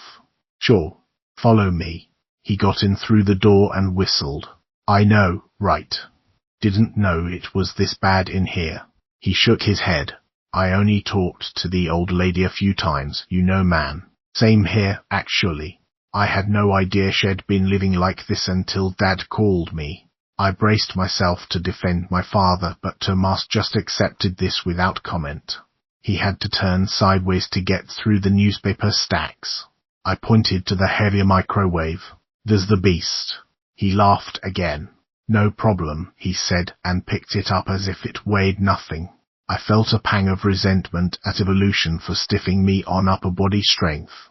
Tomas carried it out. He started to set it in the truck, then paused.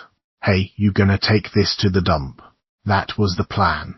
"Mind if I take it?" He jerked his chin over to the cluster of houses across the road. "Believe it or not, I think it's newer than the one Foxy's got." "Foxy," I said, a bit dubiously. That infectious grin came out again. "Foxy. Y'all know her if you see her." I felt bad inflicting a microwave that old on anyone else and told him so. Tomas laughed. "Foxy won't mind. She likes old stuff. Still has a landline phone and everything." "Well, all right. The microwave's yours," I said. "I don't know if it works. If it doesn't, just bring it over and toss it in the truck and I'll haul it away. Heck, once I'm done here, if you want the other microwave, I know that one works." "Sure. Thanks." He paused. "You need anything else moved, just come on over and bang on the door." "Will do." I waited with my hand on the doorknob, ready to turn away. He didn't leave immediately, though. He glanced upward, over the roof, and then said, "Hey, be careful." "Yeah." "Careful," I said, a bit more sharply than I intended. You know, things in the woods around here." He fiddled with the knob on the microwave. "What kind of things?" I asked. He was silent a little too long. I filled in the silence, which is a bad habit of mine. "Like skunks or something?" "Yeah." He seized on that as if he was relieved. "Skunks. Some of 'em got rabies. Bongo's had his shots." "Good." "Yeah. That's good.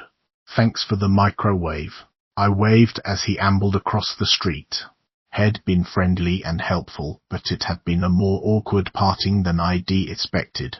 I went back inside the house and started scrubbing the spot where the microwave had been. There was a wealth of stains awaiting me. The NPR people offered me the chance to win a trip to Paris, travel dates non-negotiable, if I called now. The largest of the stains looked a bit like a map of France if I squinted. I hummed and I scrubbed, and I still couldn't shake the feeling that by things in the woods Tomas hadn't meant skunks at all. 4. I had ramen for dinner that night. I am not a cook. Bongo had dog food.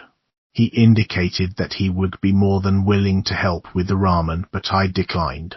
The kitchen was not exactly under control, but I'd taken a break to clear out the bathroom. My shower situation was in danger of becoming dire.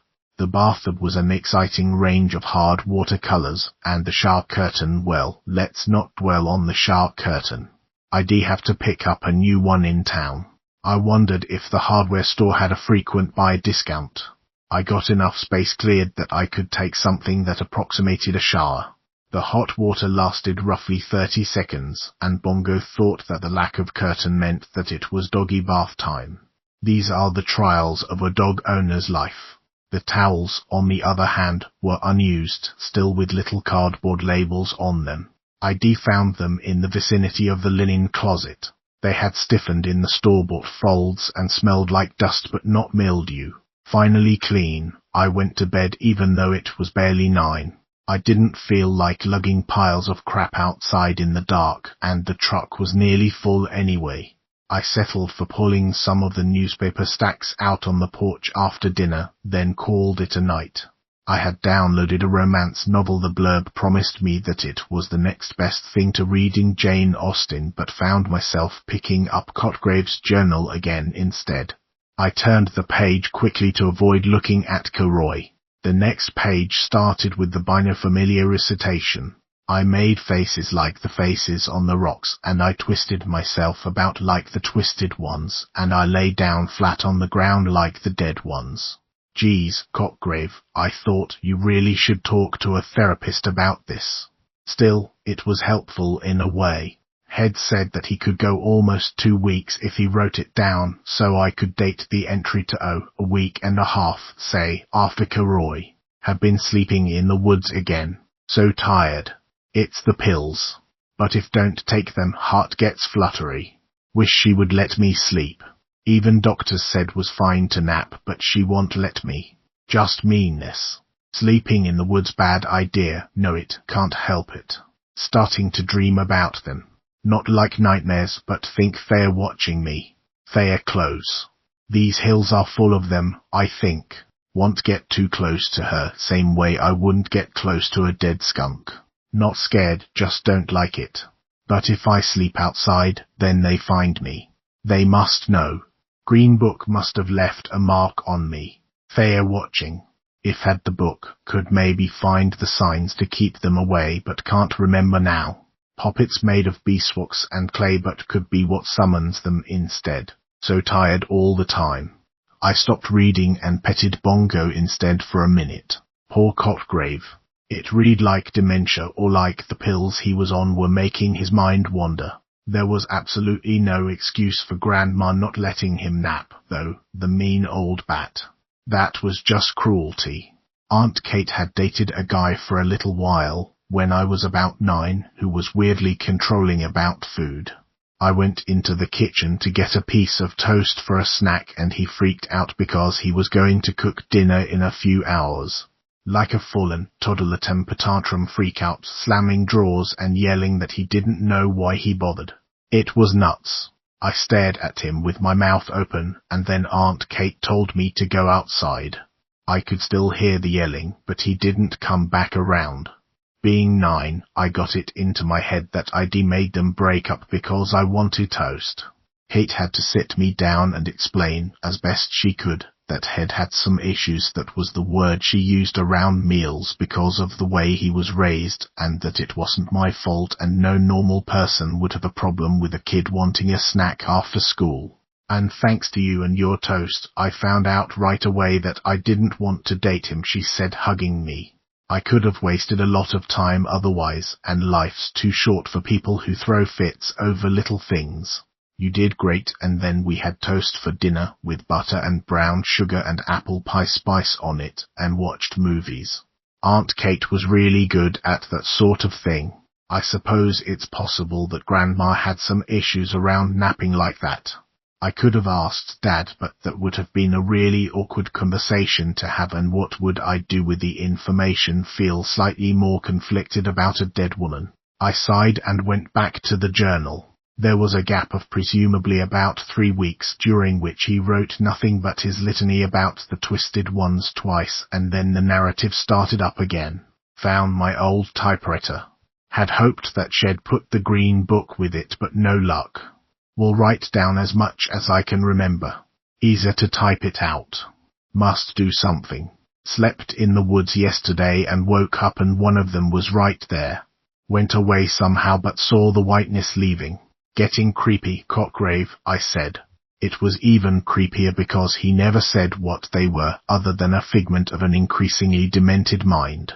I bet it's aliens, I told Bongo. It's always aliens.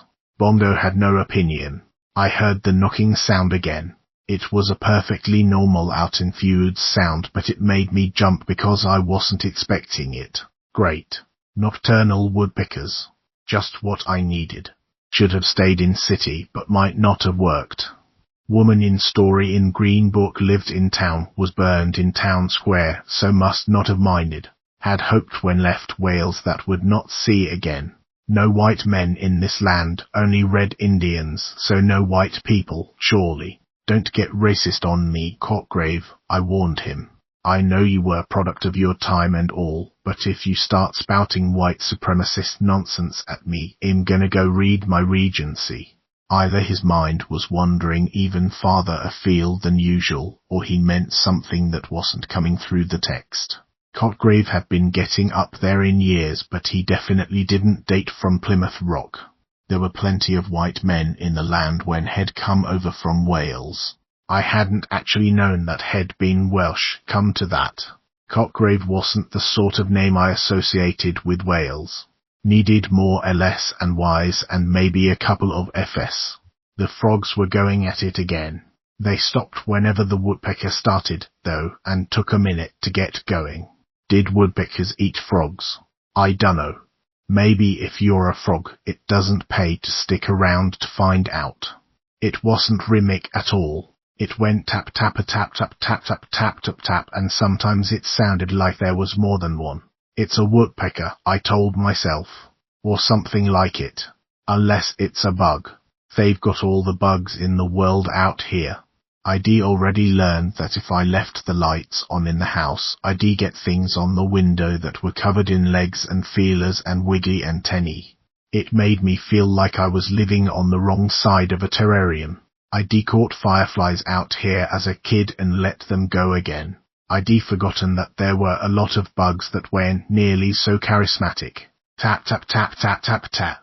I dredged my memory and came up with the word katydid. Didn't they drum or chirp or something? It wasn't quite like a cricket, was it? The tapping held off for a while, and the frogs started in. I was going to have to get noise-cancelling headphones or something, which would allow me to sleep through Bongo whining to go out, and then I'd wake up with poop in my shoes. Tough call. I went back to reading. So many in the hills here. Crossed the ocean or here originally, can't tell. No way to find out. Folk are different here, but same too. Poppets and dolls. Plate eyes. Maybe the same. White creatures, not real beasts. Ambrose might know. I must send him a letter. I sighed. His handwriting had been degenerating over the course of the page, and I had to work out some words by context. Ambrose is dead, remember? Apparently he did, because his handwriting came back more clearly on the next page. Had spoken to the doctor and changed pills. Mind was wandering. Kept thinking that I should write Ambrose. Would that I could. Sleeping less. Good. Too dangerous to sleep in the woods anymore. They've got my scent now. Have begun typing. Must finish my transcription before my mind wanders again. I turned the page and found nothing but the litany of the twisted ones written over and over again for a half-dozen pages. Ugh. That's enough for one night. I flipped off the light and turned over on my side. The last thought I remember having was to wonder what had happened to that typewritten transcription in the end. I got up the next morning feeling grumpy and much put upon. Bongo hadn't needed to go out in the night, but he made up for it for taking 20 minutes to pee and losing his mind over a track in the grass. Probably deer. It crossed the yard, practically up to the steps, a dark trail in the dew-covered grass. The dog ran back and forth along it, snuffling frantically until his bladder finally overrode his nose. It was slightly less thrilling than him making it sound, but not by much. I went into the kitchen, made instant coffee, and ate a breakfast bar that tasted like cardboard with chocolate chips in it. It tasted better than the coffee. If I was going to be here for very long, I'd have to spring for a cheap coffee maker. I set to work moving the largest pile of crap, which included a number of broken picture frames sorted as seen on TV kitchen gadgets still in the original boxes, and a brass giraffe. Not sure about the brass giraffe. I patted its head. It was cold to the touch and had a vague, worried expression. Moving the boxes revealed the back door. Well, I knew it had to be around there somewhere. I opened it, found myself looking at a teetering wall of junk, and closed it again. Well, Bongo, old buddy, will be using the front door for a while yet. Bongo was nose deep in his own breakfast and did not seem perturbed by this. A few minutes later I took him out on a leash around back and peered through the screens of the porch. In the morning sunlight it was pretty obvious that the porch had been a dumping ground for old furniture, gardening equipment, and what looked like an ancient grill. All the corners had been filled in with more junk. It was really kind of impressive. She hadn't just hoarded shed-made walls and ramparts out of her possessions, like she was expecting a siege. I turned away and saw an animal on the far side of the yard. It was only for an instant out of the corner of my eye, but I jerked back, startled. The animal vanished. What the? Bongo was utterly unconcerned. A rabbit had been through here at some point in the last century, and he was determined to track it to the end of the world. I fed out more line on the leash. It was the rock. The big rock that Bongo had been going nuts over the other night. I'd forgotten all about it, and apparently so had he. It was carved in a peculiar, abstract shape, with a deep swirl that went clear down to the ground, although whether the rock was partially buried or it was a deliberate choice by the carver, I couldn't tell you without getting out a shovel and digging. I turned my head a few times, puzzled, and suddenly the animal leapt into sharp relief again. It was a hare, maybe no, a deer. The carved swirl looked a bit like the curve of hindquarters, but I couldn't tell you why it read so strongly as a living creature. There wasn't anything like front legs. The head was thrown backward so far that it lay upside down against the spine. The eye was two deep parallel lines. Nevertheless, when I turned my head, it seemed to move. When I approached it, I couldn't see the deer at all anymore. The illusion worked only from a distance. Up close, it dissolved completely. I touched the surface. It had the rough, cross-hatched marks of a chisel. It was a good deal colder than the surrounding air. I shivered and wiped my fingers on my jeans, not sure if it was wet or just chilly. Did you see it the other night and think it was alive? I asked Bongo. Is that what set you off? Bongo strained after the scent of rabbit and didn't give the rock a glance. Alert went. It was actually pretty impressive. Much higher quality than I'd expect from my grandmother. I wondered if it was original to the place, or if Cockrave had brought it in. Despite the craftsmanship, I found I didn't have any desire to take it home. There was something unsettling about the lines of the eyes, as if the animal were angry. Did deer get angry? Not the sort of thing you want at the bottom of the garden, anyhow. Just as well, really, I told the dog. Staying here makes me want to go home and burn most of my stuff. I'll go all minimalist and sleep on a futon and have one perfect orchid for decor. Bongo gave up on the rabbit and slumped against my leg, grinning hugely, and yeah, I'll probably eat the orchid once you see Mon. Let's go take a load to the dump and get a cup of coffee that isn't swill. I spent a pleasant hour at the coffee shop. The goth barista was just leaving, and I got to meet her assistant, a 6-footless black man with a voice that I could hear through the soles of my feet. I told him that I was reduced to instant coffee at home, and he looked at me as if I had told him about a great personal tragedy. We sell beans, he rumbled. I will grind them for you if you don't have a grinder. No one should have to drink that stuff. I went to the hardware store and recklessly purchased a coffee maker. Then came back. The deep-voiced barista ground me up a pound of beans, which cost nearly as much as the coffee maker. I could summon very little regret for this. When the grinder had stopped grinding, he asked why I was in town, and I explained about Grandma. Cockrave, he said. Yeah. My mama was the one who took her into town twice a week. Your mother's a saint, I said. Seriously? A saint. He grinned. After raising my sisters and me, the old lady was nothing. He shook his head. Sorry to hear she's gone, though. You're probably the only one, I said dryly.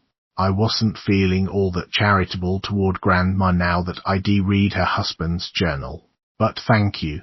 Ah well. He bagged up the beans. House bad. Bad enough. She was starting to hoard in a big way. He nodded.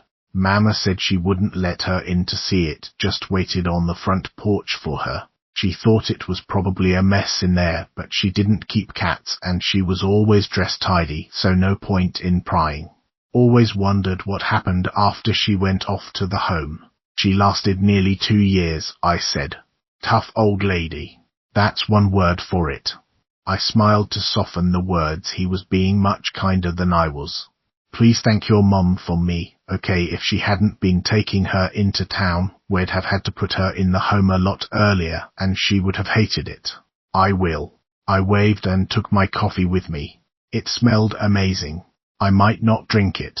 I might just keep it around and huff the bag occasionally. I got home, let Bongo pee on some things, and went inside. In the middle of setting up the coffee maker, I heard a noise so loud and shocking that I nearly dropped the glass pot. It was the phone ringing. I hadn't heard a landline phone ring in so long that it took a minute to place it and then another minute to actually find the phone. It wasn't in the kitchen, it was over in the living room. My eyes had slid right over it. It hadn't occurred to me that it would be hooked up. I eyed it like a snake as it rang. Should I answer? Who could be calling a dead woman? Finally I picked it up and said, hello. Mouse. The voice was tinny but clear. Mouse, is that you? Dad, I said. Dad, it's you.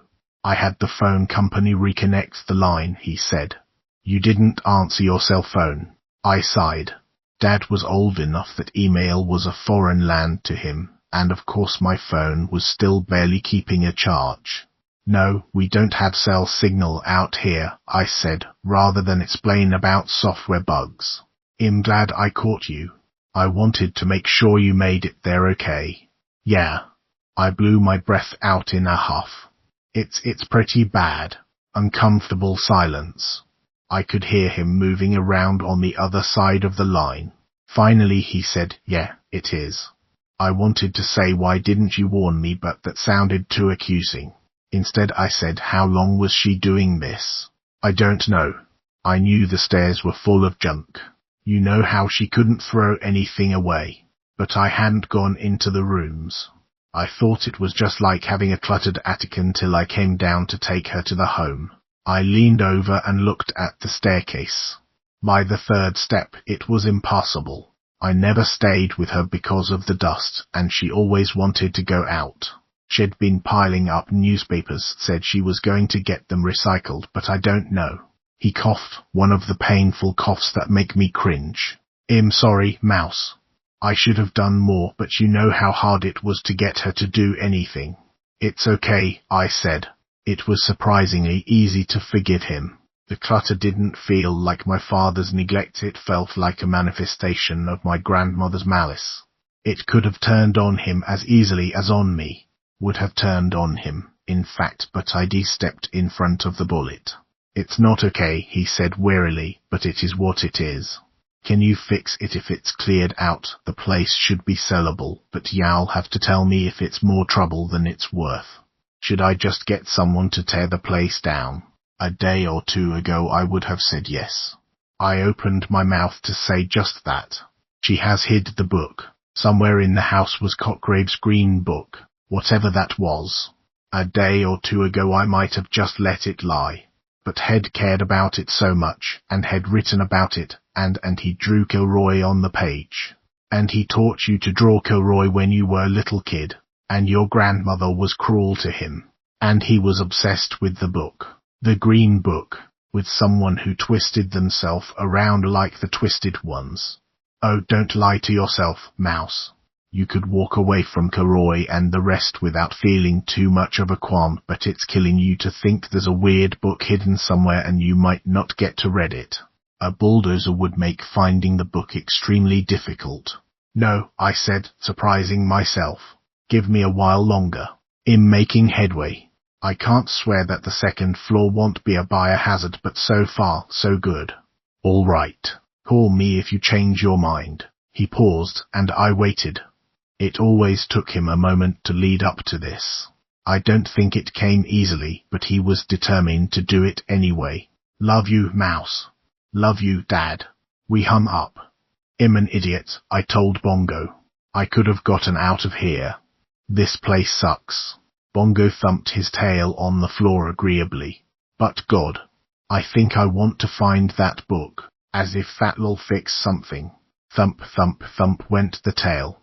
I mean, poor old soul. I know he's not gonna care anymore, but he had to sleep in the woods, and the book clearly mattered to him. Why was he obsessed with this book? I sighed. It didn't make any sense, and I knew it didn't make any sense, and well, here we were. Maybe I just couldn't let a book go. Maybe it was just that I didn't want my grandmother to have one. I looked around the room. It was so dark inside the house, even with every light in the place on. The kitchen looked almost like a normal kitchen, and I shifted most of the newspapers, but there was still a corner of the living room covered in shoe boxes and old penny savers, and the hallway was a disaster, and behind every door there was more junk. I hadn't even gotten the stairs cleared. I'd been here for 3 days. Maybe my grandmother had one already. If she was a ghost haunting this place, she'd be smirking at me. Go on. Run away. I don't know why you bothered. I kicked a chair. It was childish, but I felt a little better. One thing I knew, though I really didn't want to be here right now. Simon, Bongo. Let's go for a walk. Clear my head. I snapped Bongo's leash on him and he jumped up. We headed into the backyard and past the oak tree. He ignored the carved rock completely, focusing instead on a mourning dove that was strutting around in the leaf litter like it owned the place. It wasn't very cold out. North Carolina weather is so erratic that it could go from blazing hot to below freezing by the end of the week, but it seemed to have settled into a spring-like state. The trees had narrow green leaf buds out, but they weren't quite committing to budding yet. All the bare branches layered together like clouds of heavy grey smoke. I gave Bongo's leash a tug, and he left the dove and walked along with me. Scary rocks notwithstanding, he usually has very good leash manners, despite his other flaws. This is a testament to the rescue organization's training, not to my skills as a dog owner. We kicked up dried leaves as we walked. The open, leafwood woods gave way to a denser growth where the trees had been logged at some point in the past. The pine trees were only about as tall as my head, nothing like the towering lobulis with their bare trunks. There was still a broad cut through the undergrowth, scarred by old tire tracks. Somebody might have been out in their ATVs, but not for a while. I suppose I was technically trespassing, but it was out of deer season, and my impression was that nobody around here cared very much. I had walked in the woods when I was a kid, hadn't I? I tried to summon up a memory, but couldn't. All I could remember was paved park trails. Maybe I hadn't wandered around behind Grandma's house after all, baffling as that was. I was a kid who enjoyed the outdoors, particularly compared to the cramped sniping inside the house. Wouldn't I have walked around back here? Nothing looked familiar, or rather, it looked familiar only from trips with Aunt Kate.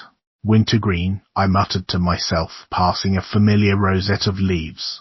Cranefly orchid. That makes it sound like I'm some kind of amazing plant-identifying genius, but this one's easy. The leaves are dark purple underneath, and even a botanical bystander like me can remember it. Their old name was crippled cranefly orchid, but it's one of those names that's softened as people learn not to be total assholes to one another.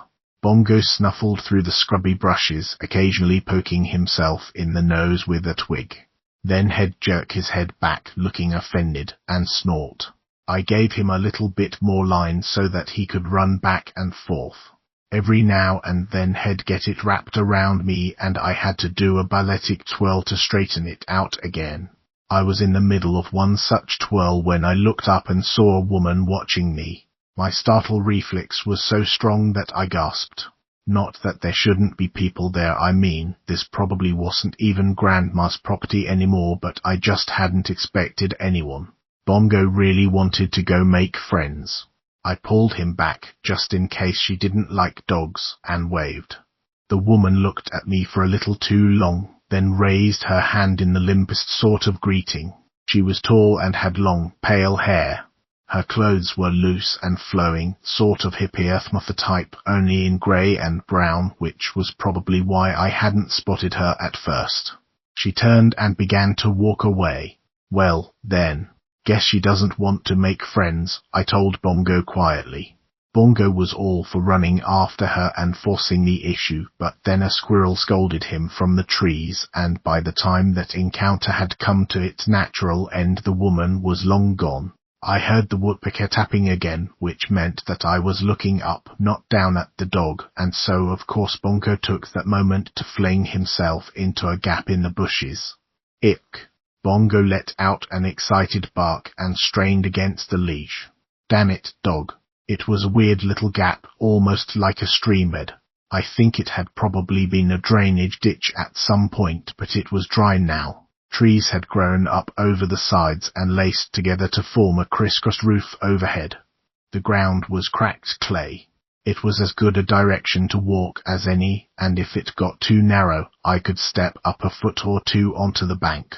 And Bongo really wanted to see what was down there. Fine, I stepped down into the ditch. Bongo had his nose down, straining at the leash. When I came after him, he glanced back at me. Good, you're here, let's go, and took off at a trot. Every now and again, somewhere in that dense skull, some relay clicks over and Bongo is suddenly competent. I know what I'm doing. I'm a professional. Follow me. It's amazing to watch, except for the bit where he can cover an enormous amount of ground without even noticing and then wants to be carried home. But it's not like I had anywhere to be. I hurried after him at a trot, watching my feet in case there were any sudden holes to step in. That'd be just awesome. Step in a hole and break your ankle a mile from the house. I'd rather be out here with a broken ankle than back in that house right now, I thought to myself, even though that was probably a bit melodramatic. No, you wouldn't. You're wasting time. You should be back at the house clearing out the bedrooms. Those rooms full of dolls and Tupperware won't empty themselves. Ugh. Maybe I should just call Dad back and tell him to hire a bulldozer. If you were back at the house, you could be looking for the green book. Well, there was that. The corridor of trees grew more solid. When I glanced up briefly, I had an impression that I was surrounded by wicker walls. Bongo was dappled with sunlight through the breaks in the branches. He looked a bit like photos of the antelope he was named after, bits of bright light and shadow on dark red hide. Antelope probably did not move with that businesslike, ground-eating trot. The leash was taut but not straining. We were going uphill, I realized. There were more rocks underfoot now, some of them half buried in the clay, some lying loosely on the surface. One turned when I stepped on it, and I had to catch myself. Bongo looked back at me again, still with me. Come on, human. We've got places to be. The path got darker and steeper, and Bongo started doing some of the work of pulling me up the hill. I have friends with huskies who do a type of cross-country skiing where they hook the leashes to their belts and let the huskies pull them along. Huskies are made for pulling, though. Coonhounds are mostly made to follow their nose to a tree and then bay hysterically until a hunter comes along and shoots whatever is in the tree. Still, he got his shoulders into it and didn't complain. He was bound and determined to go up this hillside even if he had to drag me. Buddy, if this tunnel gets any lower, I'm sure as hell not crawling after you. It did not get much lower. I had to duck my head, but I was going hunched over anyway. I couldn't believe how steep it had gotten. We talk about the hills around here, but they're not like you get up by the mountains when you have actual honest-to-God valleys. I must have been going downhill at a gentle slope for most of the walk to have an incline like this waiting for me. Oh well, at least it'd be downhill on the way back. I tried to say this to Bongo, but I was wheezing and he was making that raspy WHRRFF noise that meant his collar was cutting into his neck. I couldn't go any faster, but he wasn't about to stop. About 5 minutes before we both died, light bloomed around us. Bongo took 3 steps into grass and froze. I took 2 more steps and fell to my knees on top of a mountain that shouldn't have been there. 5. I was on a bare, grassy hillside scattered with stones, and that was impossible. I could see for miles in every direction, and that, too, was impossible. I started to laugh. It wasn't that it was funny. It was just that if I laughed, it wasn't serious. I've heard that people who get shot start laughing sometimes, that they'll tell you they're fine even when they're holding their guts in with their hands. As it happens, I knew exactly where I was, or at least I knew what where I was, if that makes any sense. It was an Appalachian bald. I only know this because of Aunt Kate and him probably getting it wrong, but as I understand it, it's a thing that happens in the southern mountains where you get the top of a hill that ought to be covered in trees and instead it's all grass, as if someone has been lugging a lawnmower up a few thousand feet. There's no reason for it to be grass and nobody's quite sure why it's not a forest. Hence the name bald. Our family vacations to the Great Smoky Mountains involved visiting a bunch of balds. I didn't really mind. After a couple of days in Pigeon Forge, home of hillbilly mini golf, hillbilly laser tag, and hillbilly bumper cars, a bare grass hillside started to seem positively restful, and it made Aunt Kate really happy. There's a bunch of plants that only grow on balds, so botanists get very excited and narrate the plant life while they wander around on their knees. Ooh, creeping St. John's wort and so forth. I say all this to indicate that I know an Appalachian bald when I see one, or at least a bald of some sort. I guess it's possible I wasn't in the Appalachians after all, since, as I may have mentioned earlier, this was completely impossible. There aren't any balds near my grandmother's house. There aren't any mountains near my grandmother's house. There are very gentle hills, sometimes cut away into miniature river valleys. There are absolutely, positively, not the sort of hills where you stand on top and gaze over the landscape and see the horizon-tinted blue ridge in the distance. I knelt atop the bald and gazed at the blue ridge horizon. This is fucked up, I told Bongo. Bongo was looking around warily. His ears were up and alert as if he was hearing something. When I spoke, his tail wagged once in acknowledgement, but he was holding it in the stiffly upright curl of a dog on the job. White stones littered the grass. I don't know much about rocks. If Aunt Kate had been a geologist, I could probably talk for hours about glacial remnants and thrust faults, but she wasn't, so hey, they were big white rocks. Right. Geography lesson over. I was somewhere impossible. I dug my knuckles into the grass and touched dirt. The world was not painted on some kind of enormous canvas designed to fool random dog walkers. So my options were that I was dreaming, hallucinating, or that Bongo and I had just walked a few 100 miles in 20 minutes. Or aliens, I told Bongo. Maybe we've had missing time. Maybe we were abducted. Did you get probed? I don't think I got probed. My nether regions did not feel any different than they normally felt. I assume you noticed that sort of thing. I stood up. Nothing much happened. I turned in a circle, passing the leash from hand to hand. Behind me, where we had come up, stood the tunnel of trees. There were thin, scruffy bushes around the entrance. They hadn't leafed out yet, or perhaps they were dead. The tunnel seemed very small and very steep. I had a hard time believing that I declined it at all, and getting back down was going to be an experience.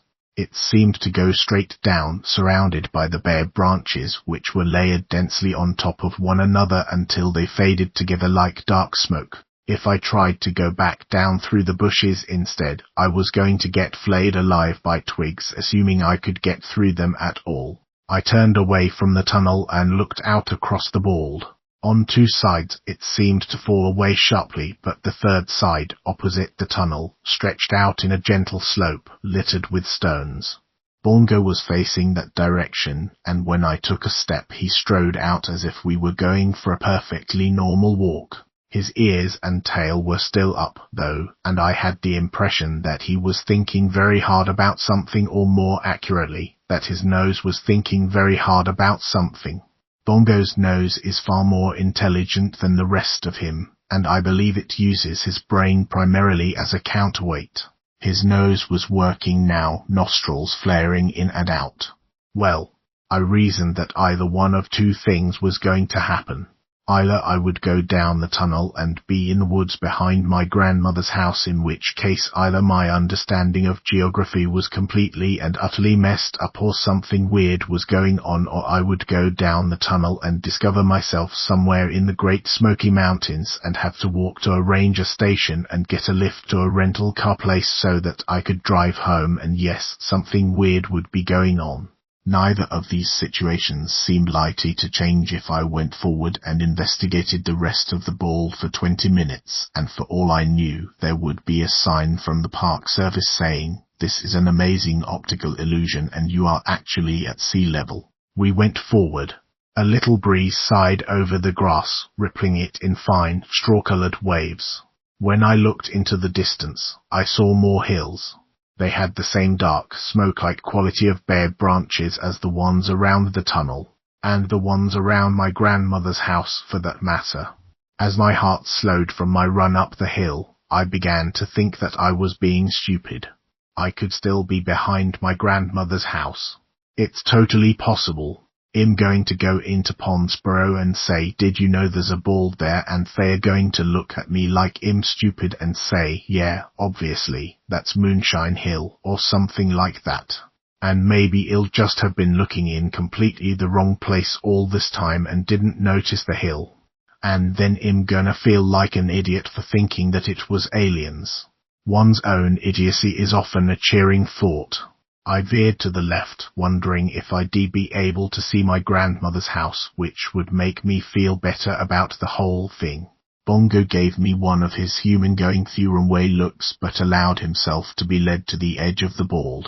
His nose stayed pointing in the original direction, though, which provided an interesting physics lesson in how a hound's body can rotate around a fixed point. I got to the edge, such as it was at least the point where the slope became steep enough that I didn't feel like going any farther, and saw more bare trees, rank upon rank. No roads, not that that meant anything. The trees could be in the way. All those dark trees sinking down into a valley and rising up again into another hill and another, a whole circle of hills around this one, hung with endless colourless trees. I'll say, "Did you know that there's a whole bunch of hills?" and they'll say, "Yeah, obviously, that's the Moonshine Range. You're in hill country. What did you expect?" and I'll feel like an even bigger idiot. I dug my nails into my palms.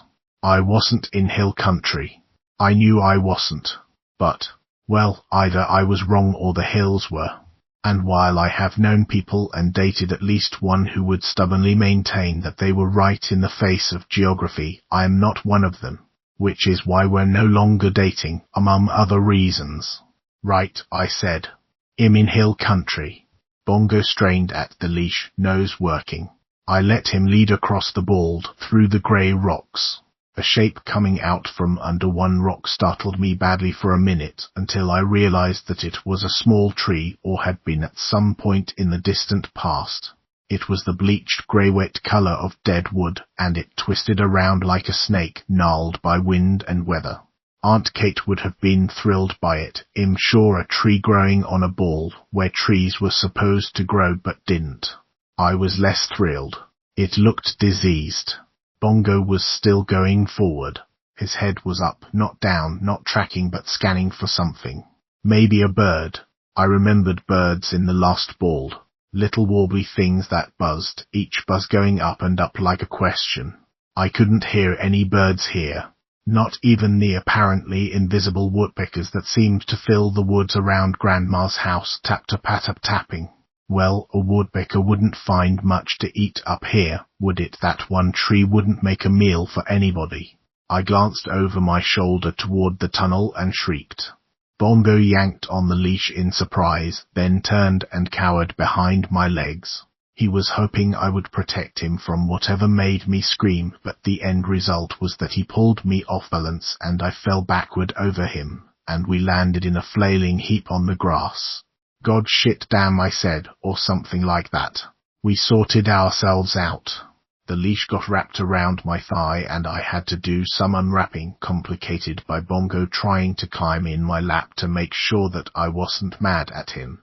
I felt like an idiot for yelling, but I'd been badly startled when I turned around and saw that on this side every one of the grey rocks was carved into a shape. The carvings were the same sort as the deerstone in the backyard, but bigger. They had weight, like those giant stone Olmec heads in South America, say. Some of them even looked a bit like those heads with leering human faces on them. The style was different, don't get me wrong, but there was the same feeling of mass. I got up and went over to one.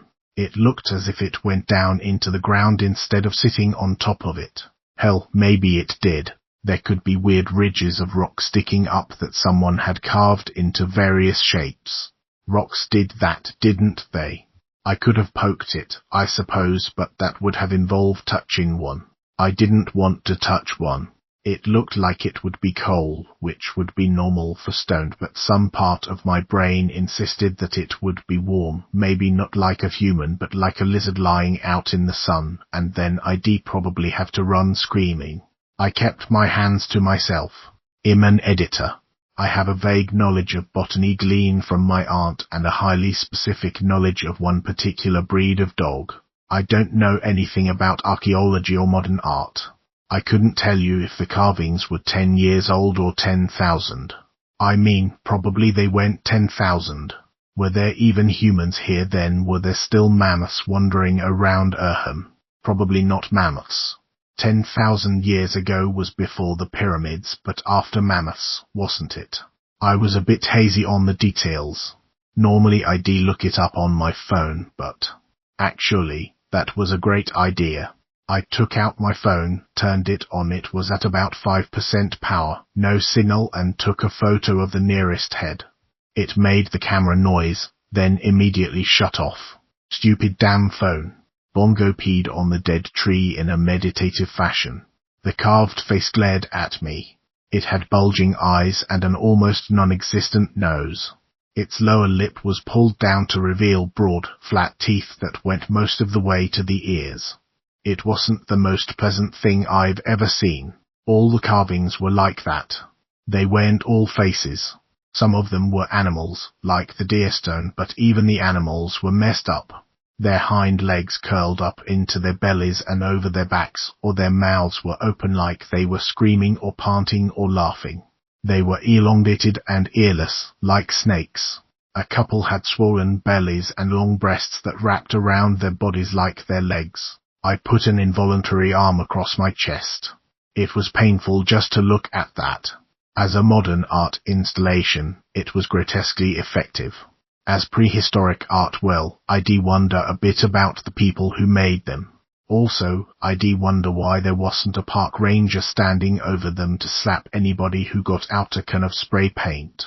I'm pretty sure that you can't just have ancient ruins lying around without some idiot tagging the things.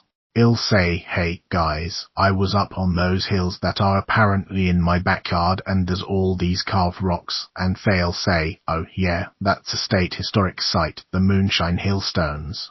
Didn't you see the sign? And I'll say, isn't there supposed to be a ranger or something? And they'll say, well, you know, budget cuts, and well, nod sadly about the way local government cuts things like this, and also education, but the police department gets an armored assault vehicle even though they mostly deal with road cows.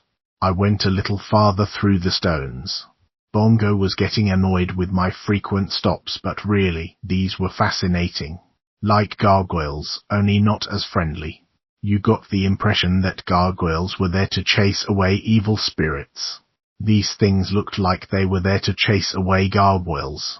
A whole line of them lay flat on the grass in front of me, and here I could tell that they actually went underground, either partially buried or actually anchored into the hill itself. Two were pretty clearly supposed to be humans.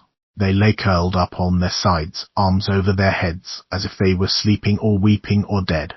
I couldn't even begin to guess what the other ones were. I took a few steps back, hoping they'd come into focus the way the deerstone had, but they didn't. They were just contorted masses of lines twisting around in unpleasant, erratic ways. The carver had clearly heard of the golden ratio and wanted no truck with it. For all their abstraction, though, you got the feeling that they were supposed to be alive, the way the snaky animals were alive. They were the creepiest of the lot. Bongo yanked on his leash again. Fine, I said. Let's go see what you're after. I felt a bit of a chill turning my back on the carved stones. The flat ones were close enough to one another that I had to walk carefully so as not to touch one. Bongo picked his way between them like a dancer. There were more ahead of us, though. They got bigger as we followed the curve of the ball forward and down, and the carved lines contorted in the corners of my vision. It was all very creepy. I found myself humming tunelessly to ward off the creepiness. If only there had been birds calling or something, but there was just Bongo and me, two little creatures toiling down the grass through the forest of silent stones. "Oh, Susanna," I sang, not very well. "Don't you cry for me." I looked behind me again. We'd come far enough down the slope that the top of the bald was no longer visible. Several of the stones were outlined against the sky, dark grey on light grey. I've come from Alabama with a banjo on my knee. Where on earth had I learned that song? First we sang it in grade school, but I remember knowing different lyrics and getting frustrated that the teacher sang it wrong. They sang "The sun was so hot I froze myself," and I knew it as "The sun so hot I froze to death." Arguably I was a morbid child, but I must have gotten that from somewhere. My father used to sing it, I think. Or maybe my mother, who had died so long ago that I could hardly remember her. Your mother's probably here under these stones right now. It was such a weird and intrusive thought that I fumbled the chorus. Right. And if I do not find her, then I will surely die, and when I'm dead and buried, oh, Susanna, don't you cry. All the dead are here under the stones. I don't want you to think that I was being mind-controlled or something. It wasn't from outside me. It was just the unpleasant little voice that pops up in the middle of the night to remind you about the stupid thing you did in high school, or to whisper that maybe there's a monster under the bed. But something about the stones and the creepiness and the isolation of this place made it louder. Keep walking, and you'll walk out of the sky and down the hill, down under the ground, among the stones, among the dead. "The fuck," I said out loud, which shut the voice up for a second. Bongo glanced back to make sure I wasn't swearing at him, then kept leading me forward. There was a tall stone ahead of us. He seemed to be headed for it. "All right," I told him. "That far, and then we go back. This place is weeding me out. This place is weeding. This is the weeding under the ground. The weirdlings come out to play, and then the sun freezes them into stones, but they'll move again when your back is turned." I started singing again to drown out the thoughts. This was like having the world's strangest anxiety attack. I had a dream the other night when everything was still. The tall stone was much taller than I had thought. The base was set in a deep depression in the ground, perfectly round like a bowl. Grey rocks stood all around the lip of the circle, facing inward, like a knee-high Stonehenge. I thought I saw Susanna deer acming down the hill. There may have been a seep in the depression. Mosses grew in a thick blanket around the base of the stone, shaded by tiny green ferns. I don't know my ferns. They all looked alike to me. Aunt Kate said it wasn't worth bothering unless you really wanted to get into spores. I do remember that one was called ebony spleenwort because I always thought the name was funny, particularly since it was a green fern and not ebony at all. A buckwheat cake was in her mouth, a tear was in her eye. The tall monolith dolmen biggest rock was the only one that wasn't carved into some unpleasant shape. There were two lines near the top broken in the middle, a bit like eyes. Otherwise it was smooth and white. Bongo, having come this far, had stopped. He stared at the rock and gave the thinnest thread of a whine. Whatever he had been following, he hadn't expected it to be this. Would the surface of the monolith feel rough, like sandpaper, or polished smooth? It didn't reflect as if it were polished. I put a hand on one of the low rocks and used it to lower myself to the ground on the lip of the bowl. Bongo whined again, more loudly. "Says I'm coming from the south. Susanna, don't you cry." The monolith was carved, I could see now. It was very faint, that was all. The lines swirled up and around and down, looking like something. I couldn't quite make out what it was supposed to represent. The bowl was steeper than it looked. I was afraid that I was going to roll down and smack into the monolith. That was one way to tell if it was smooth or rough, but I didn't want to find out with my face. I wanted to run my palms over it and feel the chisel marks on my fingers. Then I would be able to tell what the carving represented. Then perhaps I could put my cheek against it and feel the coldness of the stone growing warm underneath my skin, and through the stone pressing down into the other place, the Vorish dome under the ground, the other place where the dead go.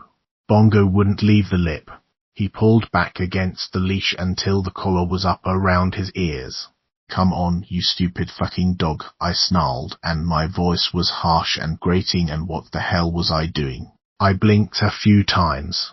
I was standing partway down the depression in the ground. My hand felt greasy where I'd touched one of the carved rocks. The moss was too yielding underfoot, as if I were leaving bruises. "Jesus," I said. "Jesus." I don't know what had come over me. I hauled myself out of the depression, even though I had to touch the grey stone again. I'll be honest, I was nearly expecting it to bite me. Bongo pressed so close to my thigh that I nearly fell over him again. His ears were down and his tail was tucked, and he was making little champing motions with his mouth. "Right," I said. "Right. You're my good dog." "I'm sorry," I yelled. I wiped my hands on the seat of my jeans and glanced over my shoulder at the tall white monolith. It gazed eyelessly over my head. Why had I wanted to touch it? Bongo whined again. I knelt down right there, even though the presence of the stone made my skin crawl, and pressed my forehead against his. You have to reassure dogs right away. They don't have a good sense of time, and they don't link past behavior to the present. Why had I yelled at my dog anyway? What had come over me? Go down the hillside, out of the sky, under the ground, through the stone to the grey place. "You're a good dog," I said to Bongo. "A good dog." He sighed and leaned into me. "You said it. Simon, buddy, let's get out of here." We made our way back up the hill. The voice in my head buzzed like a gnat, growing more distant as I shoved it down, like the desire to jump fading as you stepped away from the edge. The rocks stared at us as we passed. The flat, twisted stones pulsed like a moire pattern. I made faces like the faces on the rocks, and I twisted myself about like the twisted ones, and I lay down flat on the ground like the dead ones. I inhaled sharply. Christ, I'm stupid. This is what Cotgrave was writing about. Probably you're thinking I'm an idiot not to have made the connection before. But Cotgrave's diary was decades old, and honestly, I'd been thinking more about its relation to my grandmother. You don't expect that ramblings of a sad old man to suddenly turn up in real life. I felt like I'd been kicked in the chest. But that was stupid too. Of course Cotgrave must have known about this place. It was practically in his own backyard, and there was the deerstone actually in the garden. The deerstone had to have come from up here. He must have found a small one that wasn't buried and carried it back home. Unless he carved them himself. That's possible, isn't it? This was an unsettling thought. I couldn't reconcile the image of the tired old man who had sat in a chair reading the newspaper with what